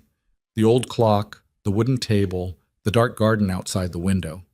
But something in the air of it had shifted, the way air shifts when a decision has been made that can't be taken back. You should go to your parents. I'm aware. Not because I want you to, because there's nothing you can do here tonight that helps, and being here when things get operational. I know. She uncrossed her arms. Let them fall. Looked at him standing in the kitchen of his parents' house in a suit with a phone in his pocket and a federal indictment building in a government office somewhere across the city. And she thought about everything she'd discovered in 4 days and everything she still didn't understand. And she said, the letter. He went still. You said there was a letter. Yesterday, in the penthouse. You said there were things you needed to tell me. She held his gaze. The letter, Dominic, whatever it is, tell me before you walk out of this room. He looked at her for a long moment. His jaw moved once. The calculation ran across his face and then stopped. Stopped because he made it stop, visibly, a man deciding not to calculate. Tomorrow, he said, when this is done. You said that yesterday. I mean it this time. His voice was quiet. I need you to still be here tomorrow for it to matter. She looked at him. Thought about getting on a train Sunday evening. Thought about the clean, quiet life in Boston. Thought about the bird-shaped water stain.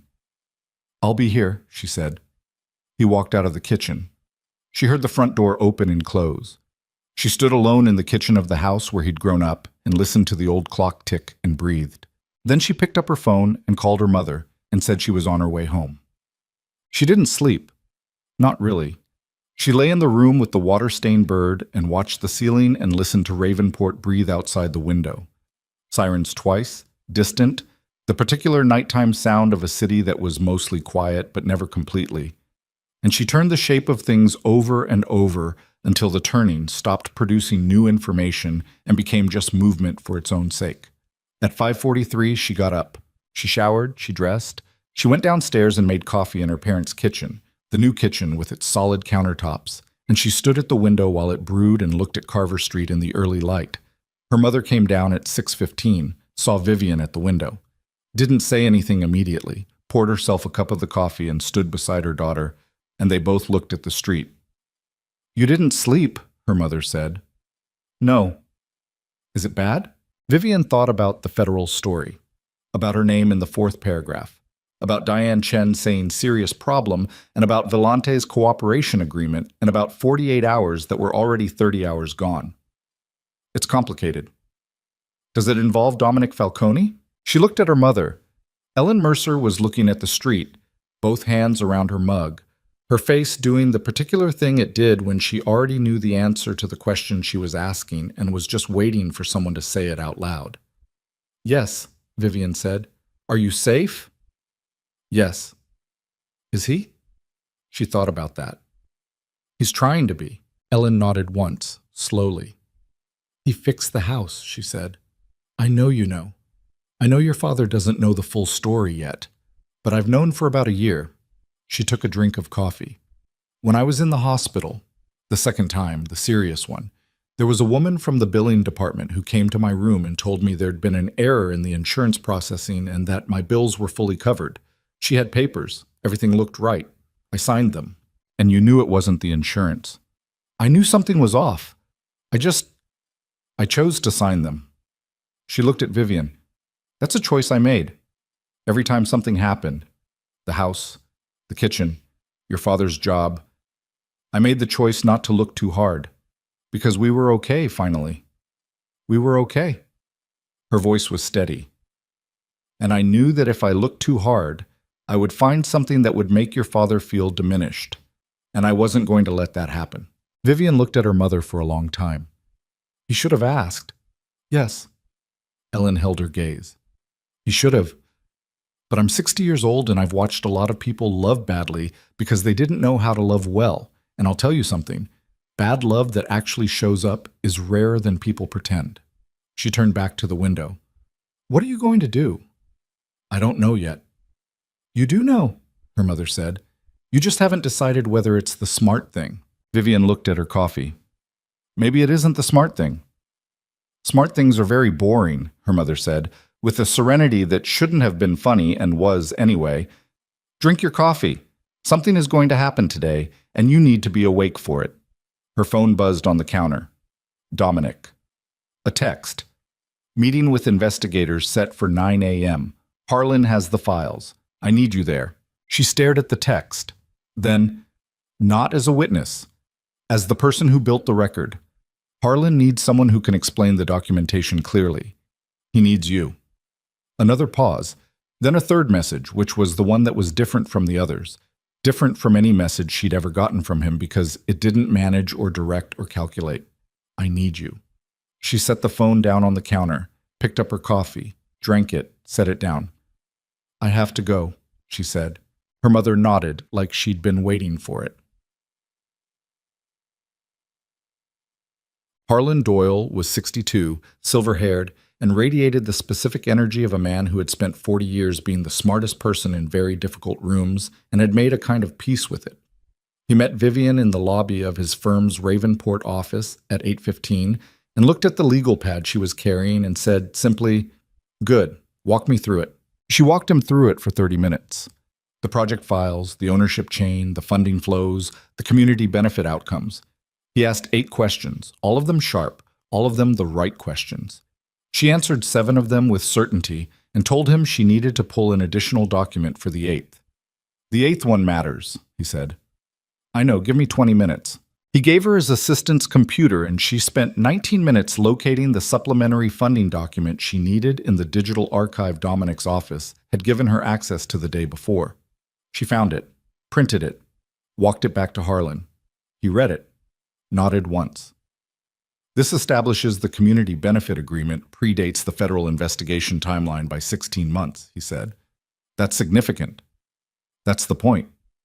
You built this record yourself? Started it yesterday, incomplete, but the structure is right. He looked at her over his glasses. You're not a lawyer. No. You're his... He stopped, sorted whatever he'd been about to say into a different category. You have conservation training. 12 years of it.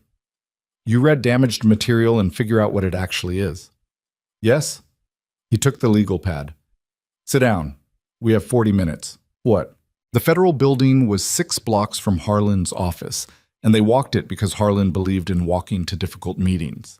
Vivian walked beside him and felt the morning air on her face and thought about the train she was supposed to be getting on this evening and the life in Boston that was presumably still there, waiting for her, unchanged. The clean, quiet life. She had packed for 2 days. She was wearing the same jacket she'd arrived in. Dominic was already there in the lobby, with 2 other lawyers she didn't recognize. He was in a different suit from the night before, dark gray, and he looked like he had slept approximately as much as she had, which was to say, not enough. When he saw her, he went through something in his face that he managed to mostly contain. Mostly. You came, he said. I came. You didn't have to. Harlan needed the documentation explained. I built it. It was efficient. He held her gaze. Right. Don't, she said quietly, so only he could hear. I'm not doing anything. You're looking at me like that. I'll stop. He didn't stop, but she let it go. The meeting room was on the 4th floor and held 2 federal investigators. A supervising agent named Reeves, the same S.A. Reeves who had texted her the night before, a prosecutor she didn't catch the name of, and a stenographer. The room was the particular gray of government interiors, the kind of gray that was not chosen so much as accumulated. She sat against the wall behind Harlan, not at the table, observer positioning, and watched Dominic sit across from the investigators and put his hands flat on the table. Mr. Falcone, Reeves said, you've requested this meeting voluntarily. I have. You understand you have the right to counsel present? My counsel is present. He gestured at Harlan. Let's begin. What followed was 3 hours that Vivian would later describe to Marisol as the most concentrated exercise in watching a person choose transparency she had ever witnessed. Dominic answered every question Reeves asked him directly and without deflection. When a question touched on the pre-legitimacy operations, the older transactions, the years before the transition, he answered those too. He did not minimize. He did not perform contrition. He stated facts with the same flat precision he used for everything else. And when Harlan occasionally touched his arm, indicating a question deserved consultation before answering, Dominic consulted and then answered. Vivian sat against the wall and listened and watched and built a picture of a man she hadn't known she was building a picture of.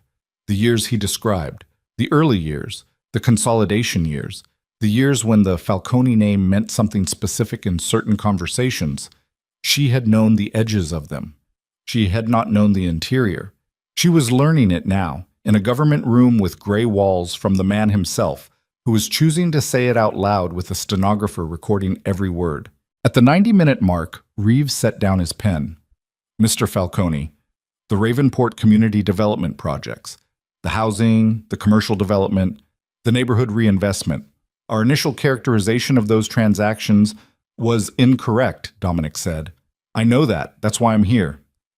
You're asking us to recharacterize the Ravenport work based on the documentation your attorney has provided. I'm asking you to look at what it actually is, Dominic said, which is what it appears to be. Real projects, real outcomes, real families, the money that funded them. Yes, some of it came from operations I can no longer defend. That's also in the record. But the projects themselves are clean and they need to stay intact. Reeves looked at him. That's an unusual priority for someone in your position. Those families didn't do anything wrong, Dominic said. Whatever happens to me, those projects should stand. Silence in the room. The stenographer's fingers paused. Vivian pressed her back against the wall and breathed. At 2 hours 40 minutes, Reeves picked up a file from the side of the table. We've been made aware of a second source who has provided documentation regarding your activities prior to 2019. That source has entered into a cooperation agreement. Volante, Dominic said. I can't confirm. It's Volante. I know. He held Reeves's gaze. What he's given you is real. I'm not going to tell you it isn't. What I will tell you is that his motivation for giving it to you has nothing to do with justice and everything to do with a power move inside a criminal organization, and I'm happy to document that as well. We're aware of the internal organizational dynamics. Then you know that his cooperation isn't altruistic. Cooperation rarely is, Reeves said. A pause. He looked at the file, then back up. Mr. Falcone, the question before us is what exposure you're looking at and what form a resolution might take. Your voluntary cooperation is a material factor. The nature of the Ravenport work is a material factor. He leaned back. We're going to need time to review the documentation your counsel has provided. How much time? 24 hours minimum. Dominic nodded once. There's one more thing, he said. Reeves waited. The woman whose name appeared in yesterday's coverage. He said it without looking at Vivian, without changing his posture or his tone, with the same flat precision he used for everything else. Vivian Mercer. Her characterization as a knowing beneficiary is false, and it was placed deliberately by the same source who provided your secondary documentation. I want that on the record. Mr. Falcone. It's on the record, Harlan said quietly from beside him. Reeves looked at Vivian against the wall. She met his gaze and said nothing, because Diane Chen had told her to say nothing, and she had exactly enough discipline left to follow that instruction. We'll be in touch, Reeves said. Outside the federal building, in the flat afternoon light of downtown Ravenport, Dominic stood on the sidewalk and let out a breath that she could see him deciding to let out. A controlled release, the exhale of a man reminding himself to be a body. His lawyers clustered briefly, exchanged information, dispersed. Harlan shook Vivian's hand, told her the record she'd built was excellent work, walked to his car. She stood on the sidewalk 6 feet from Dominic and waited. He turned to her. His face was tired in a way that had nothing to do with sleep. It's done, she said. It started, he corrected. The 24 hours, the review, whatever they decide. What do you think they'll decide? He looked at the building behind her.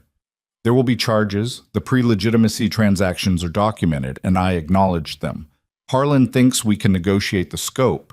Cooperation credit. The Ravenport work helps. He paused. It won't be nothing. No. But it's accurate. Whatever happens, the record is accurate. He looked at her.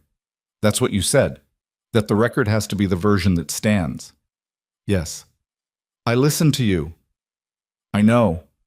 A cab went by. A woman walked past with headphones on. Ordinary afternoon, ordinary city, the world going about itself around two people standing on a sidewalk having a conversation that was about much more than what the words said. The letter, she said. He looked at her. You keep deferring it. Tonight. Tomorrow. When this is done. She met his gaze. This is as done as it's going to be today. So tell me about the letter. He was quiet for a moment. Then he reached into his jacket, inner pocket, the breast pocket she hadn't paid attention to, and withdrew a folded envelope, white, creased along 3 parallel lines that said it had been folded and unfolded many times over many years. He held it for a second, then he held it out to her. She looked at it, didn't take it yet.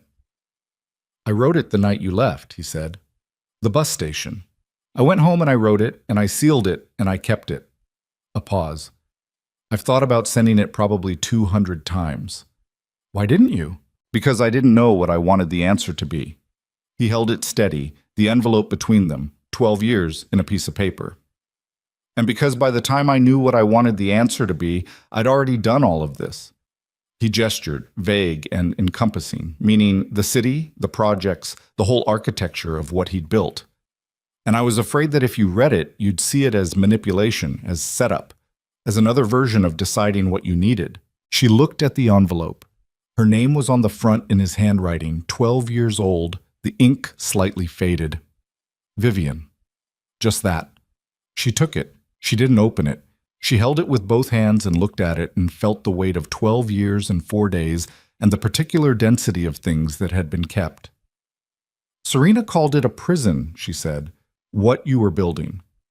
I know. Is she wrong? He thought about it. She respected that he thought about it rather than answering immediately. She's wrong about the intention, he said. She might be right about the result. His voice was quiet. I built something that I thought was for other people. And some of it was. The city, the projects. Those are real and they're for the people who live in them. But the reason I started here, in this city, rebuilding from this specific corner, he stopped. Say it, she said. I started here because I couldn't figure out how to be somewhere else. He met her eyes. I came back because I couldn't make myself not. I ran the organization from New York for 8 years, and I was good at it, and I was completely empty. And I came back here because... He stopped again. His jaw moved. Because this is where you were from. Even when you weren't here. This is the place where you still existed in the version of the world I could tolerate living in. The sidewalk was solid under her feet. The city was around her. His face was in front of her, tired and open in a way she had never seen it, the composure fully gone, just him standing there, having said the true thing. She thought about her mother saying, bad love that actually shows up is rarer than people pretend. She thought about Serena saying he is the only person in his life he has never been able to treat as a variable. She looked down at the envelope. Her name on it, 12 years old, waiting. She looked back up. I need to read this alone, she said. I know. And then we need to have the actual conversation. Not managed, not deferred, the real one.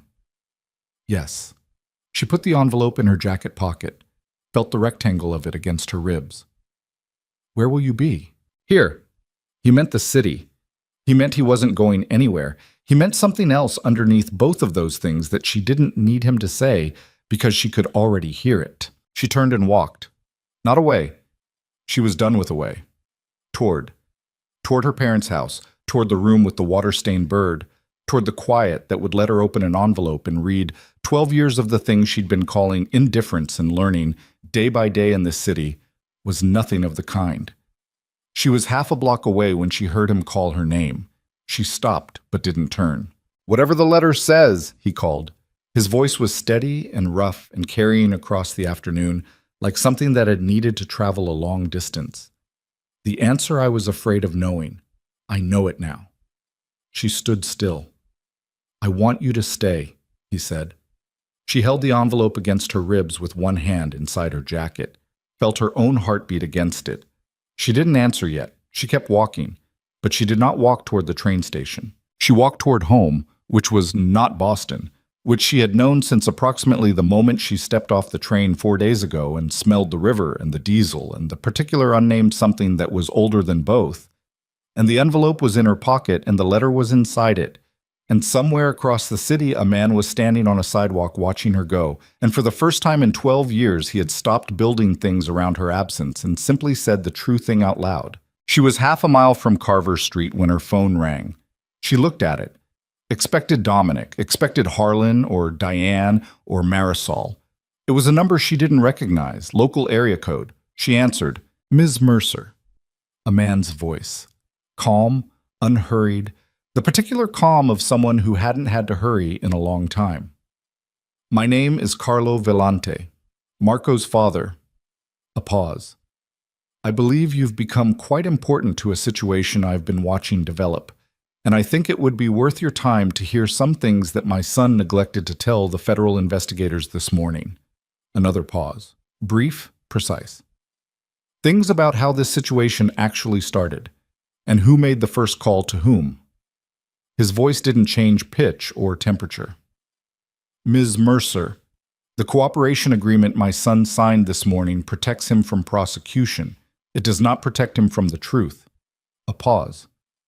And the truth, I'm afraid, is considerably more complicated than what anyone in that room heard today. She stopped walking. The city was around her, ordinary and alive, the Ravenport that had been remade block by block. The city breathing in the late afternoon, families in their houses, lights coming on in windows, the ordinary weight of real lives in real places built on a foundation that someone had decided was worth building on. She stood on the sidewalk with the phone against her ear and Carlo Vellante's voice in it, and she made a decision in approximately 4 seconds. The kind of decision that looks fast from the outside and is actually the product of everything that has happened in the preceding 4 days compressed into a single point of clarity. Where? She said. He named a restaurant on the north side, a place called Antonelli's that had been open since 1971 and smelled like garlic and old wood and the particular density of a room that had absorbed decades of difficult conversations. Carlo Vellante was already seated when she arrived. A man in his late 70s, compact, white-haired, wearing a cardigan over a collared shirt with the careful precision of someone who had long ago decided that appearance was a form of argument. He stood when she came in. Old manners. She noted it without being moved by it. She sat down, didn't take off her jacket. You came alone, he said. You're 70-something years old in a restaurant, she said. What was the threat? Something shifted in his face. Not quite a smile. An acknowledgement. My son underestimated you, he said. Your son put my name in a federal story to use me as a lever against Dominic. Yes, he said it without flinching. He did. And you're here to tell me why. I'm here to tell you how it started. He folded his hands on the table. His knuckles were enlarged, the hands of a man who had worked with them at some point in his life and carried the evidence. 12 years ago, the night you left Ravenport, my son Marco had a conversation with Dominic. You know what they discussed? No, you. He held her gaze. Marco told Dominic that you were leaving because Dominic's life would eventually destroy yours. That the only way to protect you was to let you go, that a woman like you deserved a clean life, and Dominic would never be able to give her one. He paused. He said it out of loyalty. He believed it. A breath. Dominic listened to him. The restaurant hummed around her. Somewhere in the kitchen, something was being reduced in a pan. The smell of it was warm and ordinary and completely at odds with what she was sitting inside. Dominic let me leave, she said slowly.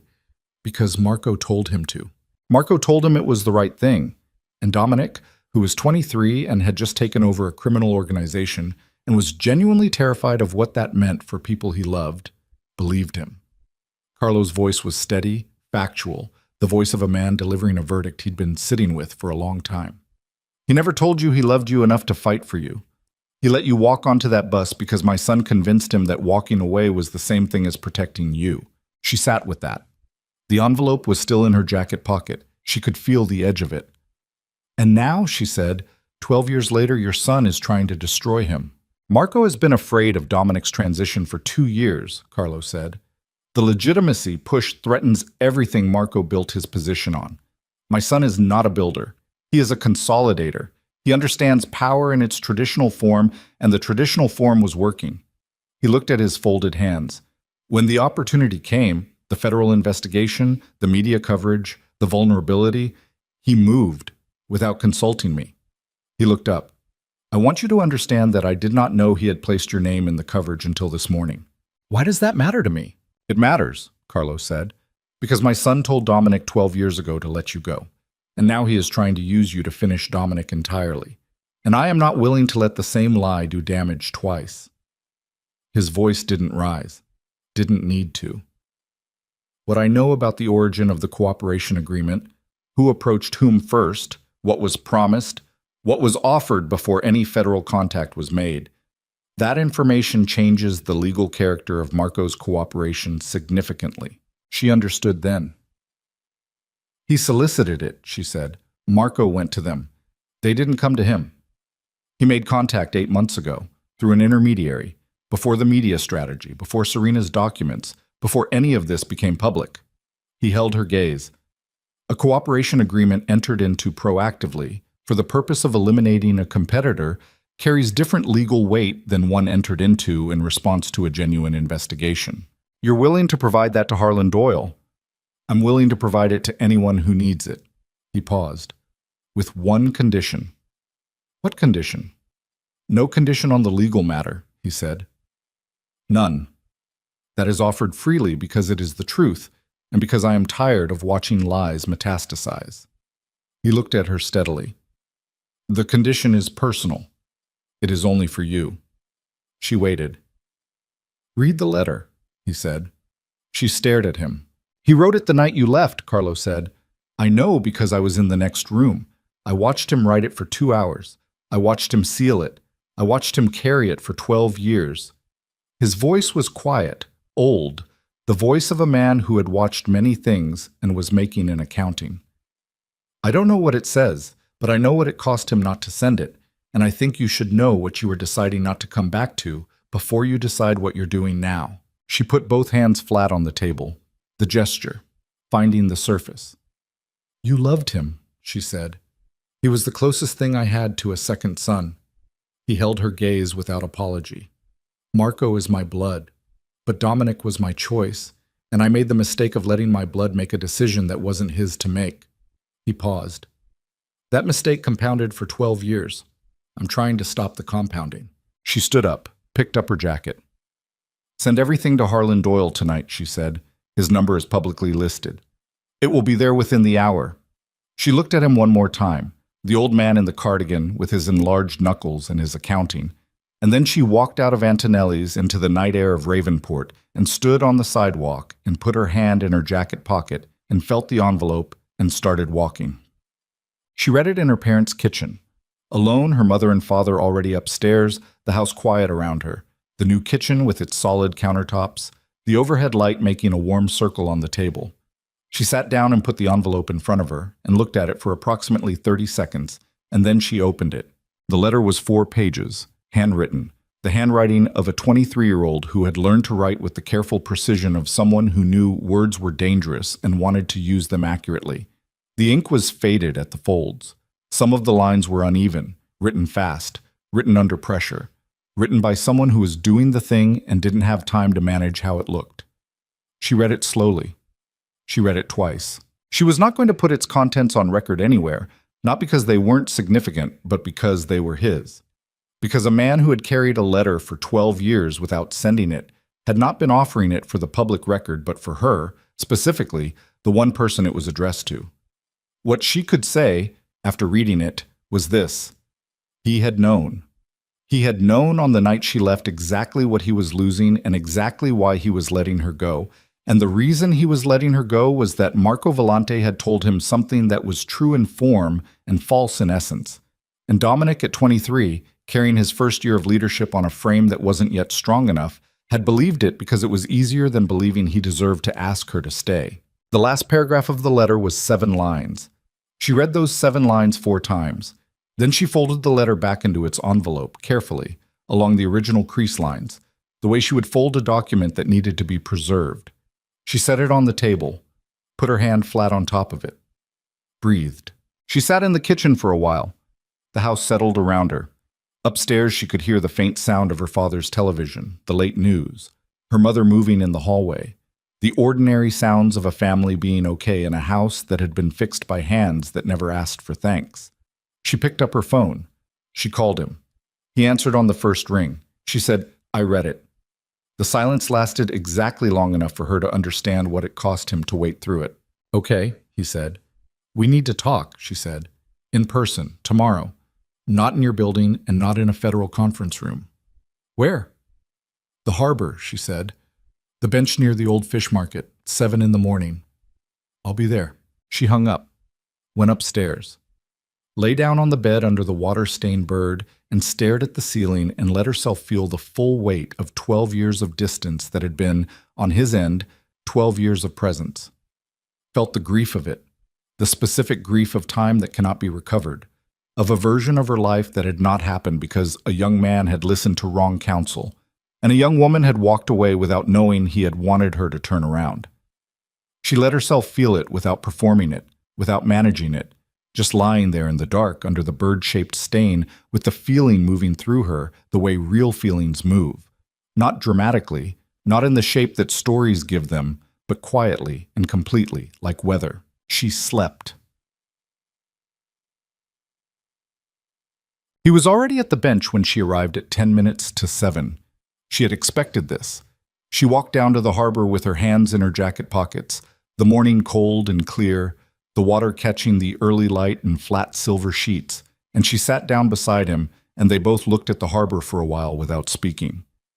"Carlo Vellante called me last night," Dominic said. "He called me first," she said. "Did Harlan get the documents?" "Last night. He says it changes the exposure picture significantly, the cooperation agreement being proactive rather than responsive. It undermines the evidentiary weight of everything Marco provided." A pause. "It doesn't eliminate my charges. The older transactions are still what they are, but it isolates them from the Ravenport work clearly. Harlan thinks we can negotiate a resolution that doesn't involve incarceration." "Think or no?" "Think. But Harlan doesn't say think unless it's close to no." She nodded. The harbor moved. A bird she couldn't name skimmed the surface of the water and lifted. "Marco told you to let me go," she said. She felt him go still beside her. Not stiff, just arrested, the way a person goes still when a thing they've carried in private is suddenly in the open air. "Yes," he said. "You listened to him." "I was 23 and I was afraid," he said. "That is not an excuse, it is the fact." He looked at the water. "He said you deserved better. He said my life would damage yours. He said protecting you meant letting you build something clean." A breath. "And the worst part is that everything he said was true about the facts. He was right that my life was dangerous. He was right that you deserved clean. He was just wrong that those facts added up to letting you go." "He was wrong," she said, "that it was his decision to make." "Yes. And you were wrong to let someone else make it for you." "Yes." She looked at the water. "I was going to stay," she said. "That night. I had my bag packed, but I hadn't bought the ticket yet. I was waiting for you to ask me not to go." A pause. The sentence had been inside her for 12 years, and saying it out loud felt like setting down a weight she hadn't realized she'd been carrying. "You didn't ask." "No. I thought you didn't want me to." "I know." His voice was low and rough and completely unmanaged. "I know that's what you thought. And I let you think it because I was a coward who had convinced himself that cowardice was the same thing as sacrifice." The harbor was quiet. The city behind them was waking up. She could hear it, the first traffic, the specific morning sound of Ravenport coming back to itself. The city he had rebuilt, the city she had left and returned to and was, she was beginning to understand, going to have to decide about again. "I'm angry," she said. "I want you to know that, not performed angry, actually angry. about my parents, about the way you built things around them without their knowledge, about 12 years of you deciding from a distance what people needed without asking, about Marco and about the letter you didn't send, and about all of it. I know. I'm going to keep being angry about some of it for a while. That's fair. And I need you to understand, going forward, if there is a going forward, that deciding what I need and building it without asking is not love. It might come from love. But the shape of it is control, and I won't live inside a structure someone built around me without my knowledge. I won't be another Ravenport. He turned and looked at her. The morning light was full on his face, and he looked tired in a way that was also somehow cleaner than she'd seen him. Like the tiredness was honest, earned, the tiredness of a man who had stopped maintaining something that had been costing him everything. I know, he said. I need more than I know. What do you need? I need you to say it like you actually understand what you're agreeing to. He held her gaze. I spent 12 years rebuilding a city because I couldn't ask one person to stay. I understand what I'm agreeing to. His voice didn't waver. I will ask. From now on, I will ask. Whatever it is, whatever I want to do, whatever I think you need, whatever I think we should be, I will ask you first. I will wait for your answer, and I will accept it. She looked at him for a long time. That's going to be difficult for you, she said. Yes, you're going to get it wrong sometimes. Probably. And I'm going to call you on it every time. I expect that. She looked back at the water. The bird that had skimmed the surface was gone, somewhere further down the harbor, out of sight. The morning was getting brighter. In a few hours, her mother's actual birthday would begin. 60 years. Cake. The three of them at the kitchen table. The family she'd been avoiding and had spent 4 days rediscovering. I'm not staying in Ravenport because of you, she said. I want to be clear about that. Okay. I'm staying because this is where my parents are, and because the city has a historic district that needs a conservator, and because I've been building a quiet life in Boston for 12 years, and quiet turns out to be a different thing than good. She paused. You are a separate consideration. Understood. A significant one. Also understood. She turned and looked at him. The harbor was behind him. The whole city spread back from the water, the city both of them had left and returned to for their own reasons.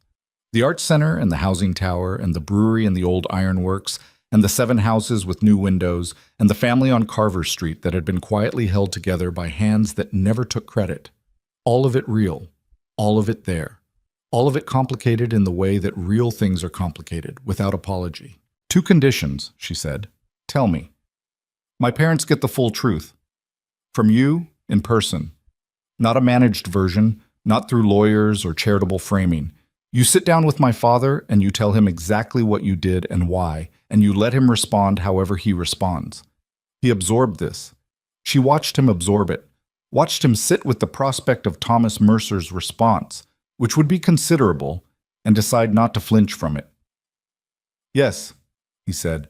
Second condition. She reached into her jacket pocket and took out the letter, held it in both hands, the white envelope worn soft along the creases. You write another one, not to me, to yourself, about what you're changing and why. And you read it every time you're about to make a decision for someone else without asking them. She held it out to him. Not because I need the gesture, because you need the practice. He looked at the letter. His letter, 12 years old, being handed back. He took it with both hands, carefully, the way you take something that has weight. Okay, he said quietly. She stood up from the bench. The morning was fully established now, the harbor bright, the city going about its life behind them. Come to dinner tonight, she said. My mother's birthday. 7 o'clock. Don't bring anything.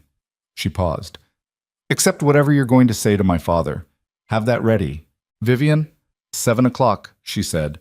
And she walked back toward the city, toward Carver Street, toward the house with the navy trim and the rebuilt steps and the maple tree that had been growing for 23 years. The conversation between Dominic and her father lasted 45 minutes in the living room, while Vivian and her mother sat in the kitchen pretending to prepare food that was already prepared. Vivian could hear the register of the voices without the words. Her father's, lower and slower than usual, the particular vocal weight of a man processing something that was reorganizing his understanding of the last 2 years. Dominic's even and unhurried, with none of the management, none of the composure as performance she'd watched him maintain through federal interviews and organizational crises. Just the voice of someone saying the true thing. At one point, there was a silence that lasted long enough that her mother set down the serving spoon and looked at the doorway. Then her father said something, one short sentence, too low to hear. Then Dominic said something, equally short. Then the register of both voices changed. Not warmer exactly, but different, less load-bearing. The specific acoustic of two people who have arrived at an understanding they didn't expect to arrive at. Her mother picked the serving spoon back up. Dinner was not simple. Thomas Mercer ate the first half of his meal in the silence of a man who had been shown a version of the last 2 years that contradicted the version he'd been living in and working out which parts he could accept and which parts would take longer. He asked Dominic 2 direct questions over the course of the meal, both of them about the consulting work specifically, whether it was real, whether the work product had been real, whether his contribution had been genuine or performative. Dominic answered both questions with the same directness he'd used in the living room. Yes, real. Your knowledge of the city was genuinely necessary. Her father ate the rest of his meal. After dinner, he stood up from the table and picked up his plate and Dominic's and carried them to the kitchen, which was his way of indicating that a matter had been moved to a different category. Not resolved, moved.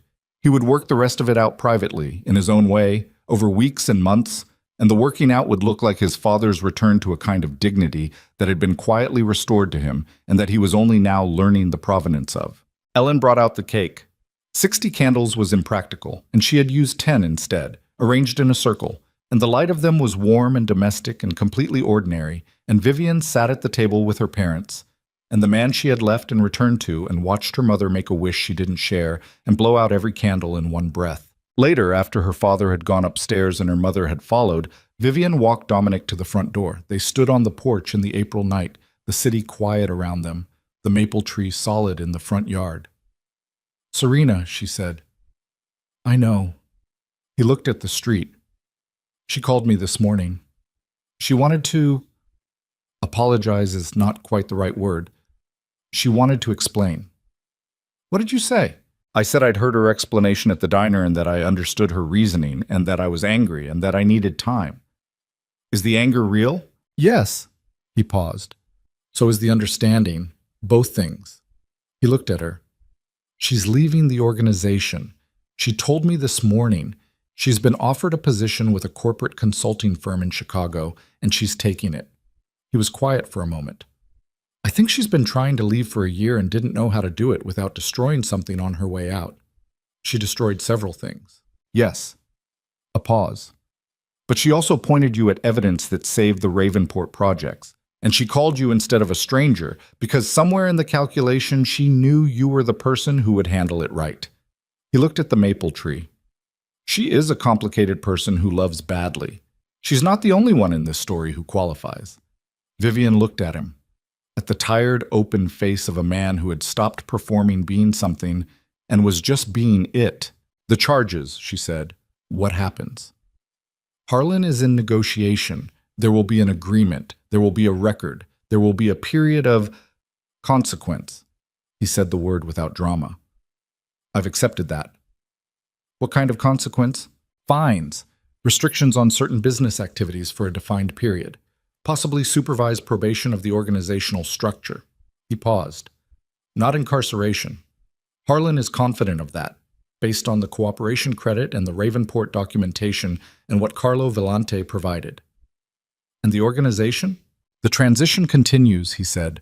"The community trusts are legally independent. The housing projects, the commercial development, the arts center, none of that is implicated because all of it is documented clearly and accurately." He met her eyes. "What I built here stands." She looked at him and thought about the woman at the ceramics wheel through the gallery window, the clay rising under focused hands. "The thing you make out of what you have, in the time you have." "It does," she said. He looked at her for a moment longer. Then he nodded once, like a man accepting the terms of something he had no intention of violating. 7 o'clock tomorrow, she said. "I'm looking at studio space in the historic district, the old Delaney building on Prospect. I need a second pair of eyes on the structural condition." Something moved through his face that she had no name for and didn't need one. "I'll be there." He walked down the porch steps and along the front walk and out to the street, and she stood on the porch and watched him go. Not standing still, not looking at a bus until it disappeared, not carrying a letter he would never send. Just walking at a normal pace through the city he had built, toward whatever came next. She went inside, locked the door, stood in the quiet hallway with the family photographs on the wall, the ones she'd avoided looking at the night she arrived, and she looked at them now. Her parents young, her own childhood in sequential frames, a photograph of this house taken in better years before the worse ones, a photograph she didn't expect to find near the end of the row, faded, slightly out of focus, of two teenagers on the Ravenport waterfront, the harbor behind them, both of them looking at something outside the frame. She stood in front of that photograph for a long time. Then she went upstairs and slept, fully and without dreaming, for the first time in 4 days. Yeah, the Delaney building was on the corner of Prospect and Marin Street, federal style, like most of the historic district, 4 stories of 19th century brick with casement windows and the particular presence of a structure that had been standing long enough to acquire character in the way buildings do when they survive long enough. It had been a printing press, then a warehouse, then empty for 11 years. She arrived at 6:50 and walked the exterior first, the way she always started, reading the surface before the interior, learning what the building had been through before she asked it what it could become. The brick was mostly sound. One section of the north face had been repointed recently, within the last few years, and whoever had done it had matched the mortar correctly, which was rarer than it should have been. The window casements needed work, but the glass in several of them was original, wavy in the particular way of 19th century glass, and she stood in front of one window for a moment and looked through it at the distorted version of the street on the other side, and thought about what it meant to preserve the imperfect original, instead of replacing it with something flatter and clearer and less true. Dominic arrived at 7 exactly. No suit today. Dark jacket, plain shirt, the version of him that was off the operational clock. He had coffee, 2 cups. He held one out to her without speaking. She took it. "Tell me what you see," he said. She looked up at the building. Original structure is sound. The repointing on the north face is good work. Someone knew what they were doing. Interior is going to need a full assessment, but the bones suggest it's worth it. She sipped the coffee. The light will be good in the afternoon. West-facing studio space with 19th century windows and afternoon light is... She paused. "It's the right space." "For what specifically?" "Conservation studio, private clients, institutional contracts, some teaching eventually." She looked at him. "I have relationships in Boston with 4 museums and 2 private collectors. They'll follow the work wherever the work is." "You've been planning this." "I've been thinking about it since Friday morning when I walked past the Arts Center." She looked back at the building. "I'm good at my work. I've been doing it in a city that isn't mine, for institutions that are perfectly good and mean nothing to me, and I've been calling that a life." She paused. "It was a performance of a life." He was quiet for a moment. "What changed?" "I came home," she said simply. The morning was full around them. The historic district waking up, a delivery truck on the next block, a woman unlocking the door of a shop across the street. Ordinary, real. The particular texture of a city that was alive. "There's something I need to tell you," she said, "before this goes further." He waited. "I'm not coming back because you rebuilt the city. I'm not coming back because of the letter, or because of what Carlo told me, or because of the federal situation, or because of any of the things that happened this week." She looked at him. "I'm coming back because when I got off that train on Thursday, I was standing on a platform in a city I'd spent 12 years making myself not miss, and I missed it the second I smelled the air." She held his gaze. "That has nothing to do with you. That's mine." "I know," he said. "And what happens between us, if it happens because we decide it does. Not because you've arranged circumstances or I feel obligated or there's a story in which this is the ending." She paused. "It happens because we choose it clearly, with full information, as 2 people who know what the other one actually is." "Full information," he said. "That's a high bar. You have a pending federal resolution and a history in organized crime and a compulsive need to fix things without asking permission." She said it straight. "I know all of that." And you have 12 years of practiced distance and a habit of leaving before things can fail you, and a tendency to mistake competence for invulnerability. He said it equally straight.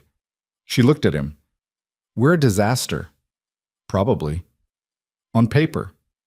On most surfaces, he agreed. She looked back at the Delaney building, at the wavy original glass in the casement windows, at the north face with its well-matched mortar, at the whole standing imperfect structure of it, still here, after 140 years of being the thing it was. I'm going to need a structural engineer to assess the interior load-bearing elements before I can sign a lease, she said. Do you know a good one? I know 3. Conflict of interest. 2 of them work independently. Send me their names. She finished the coffee. And Dominic. She looked at him one more time, the full look, nothing managed on either side. Next time you want to do something for someone I love, ask first.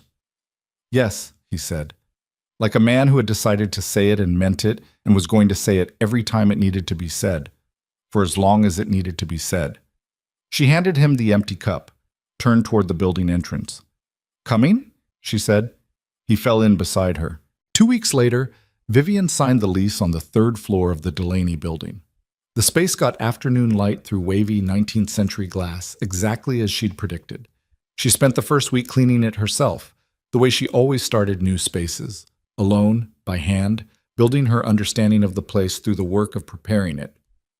Her first piece, an 18th century maritime painting from a Ravenport institution that had been waiting 18 months for the right conservator, arrived in a wooden crate on a Tuesday morning, and she unpacked it with the specific care of someone greeting something that had been waiting. Her parents came to see the studio. Her father stood in the middle of the space and looked at the painting on the work table and at the light coming through the old glass, and at his daughter in her work apron with her tools laid out in careful order, and he said simply that it was good work. She understood that he meant both the restoration and the decision to stay. Her mother cried a little, which she denied. Serena Falcone left Ravenport on a Thursday. She did not come to say goodbye to Vivian directly. She sent a text that said, I broke several things. Some of them maybe needed breaking. I'm sorry for the ones that didn't. Vivian sat with that text for a while before she responded. She responded, take care of yourself. She meant it. The federal resolution came through in May. It was what Harlan had described. Fines, structural restrictions, a supervised compliance period for the remaining Falcone holdings. No incarceration. The record was public, which meant the accounting was public. What the organization had been, what it had done, what it was becoming. Some people in Ravenport read it and were angry. Some read it and were less surprised than they might have been. The families in the Harborview Tower and the repaired houses on the residential blocks read it, most of them, and made of it what they each decided to make of it, which was the most anyone could ask. The Ravenport Heritage Initiative continued. The community trusts held. The Art Center in the old Hartwell Ironworks held its first open exhibition in June, and Vivian went on a Saturday afternoon and stood in front of a painting on the 2nd floor. Local artist, not famous, just good, and felt the particular satisfaction of a city doing what cities do when they're actually alive. On a morning in late spring, she was at her work table when she heard footsteps on the studio stairs. His footsteps. She knew them now, the particular rhythm of them. And then the door opened, and he was there in the doorway with 2 cups of coffee and the morning light coming through the wavy glass behind her and laying its imperfect version of the world across the floor. She didn't stop working. She held out her hand. He put the cup in it. He crossed the studio and stood beside her and looked at the painting on the table. The maritime piece, nearly finished, the layers of accumulated damage lifted away one careful session at a time to reveal the original beneath. She had been working it for 3 weeks. It was almost done. What was it? He asked, looking at the painting. A storm scene, she said. 18th century. Someone in the 1940s decided they didn't like the storm and painted over it with calmer water. She set down the swab she was holding. The storm was always there, just covered. He looked at the painting. She looked at the painting. The harbor in it was dark and moving and honest, the water doing exactly what water does. Not the flattened, peaceful version someone had decided was easier to live with, but the real thing, turbulent and deep, and still somehow beautiful in the way that real things are when you've stopped being afraid of them. It's better, he said. Yes, she said, It is. She picked up her swab. He stood beside her and drank his coffee and didn't try to fix anything. And the morning light came through the old glass and made its wavy, imperfect version of the world across the floor of a room where something real was being carefully returned to what it had always been. Outside, Ravenport was going about its life. Fade out.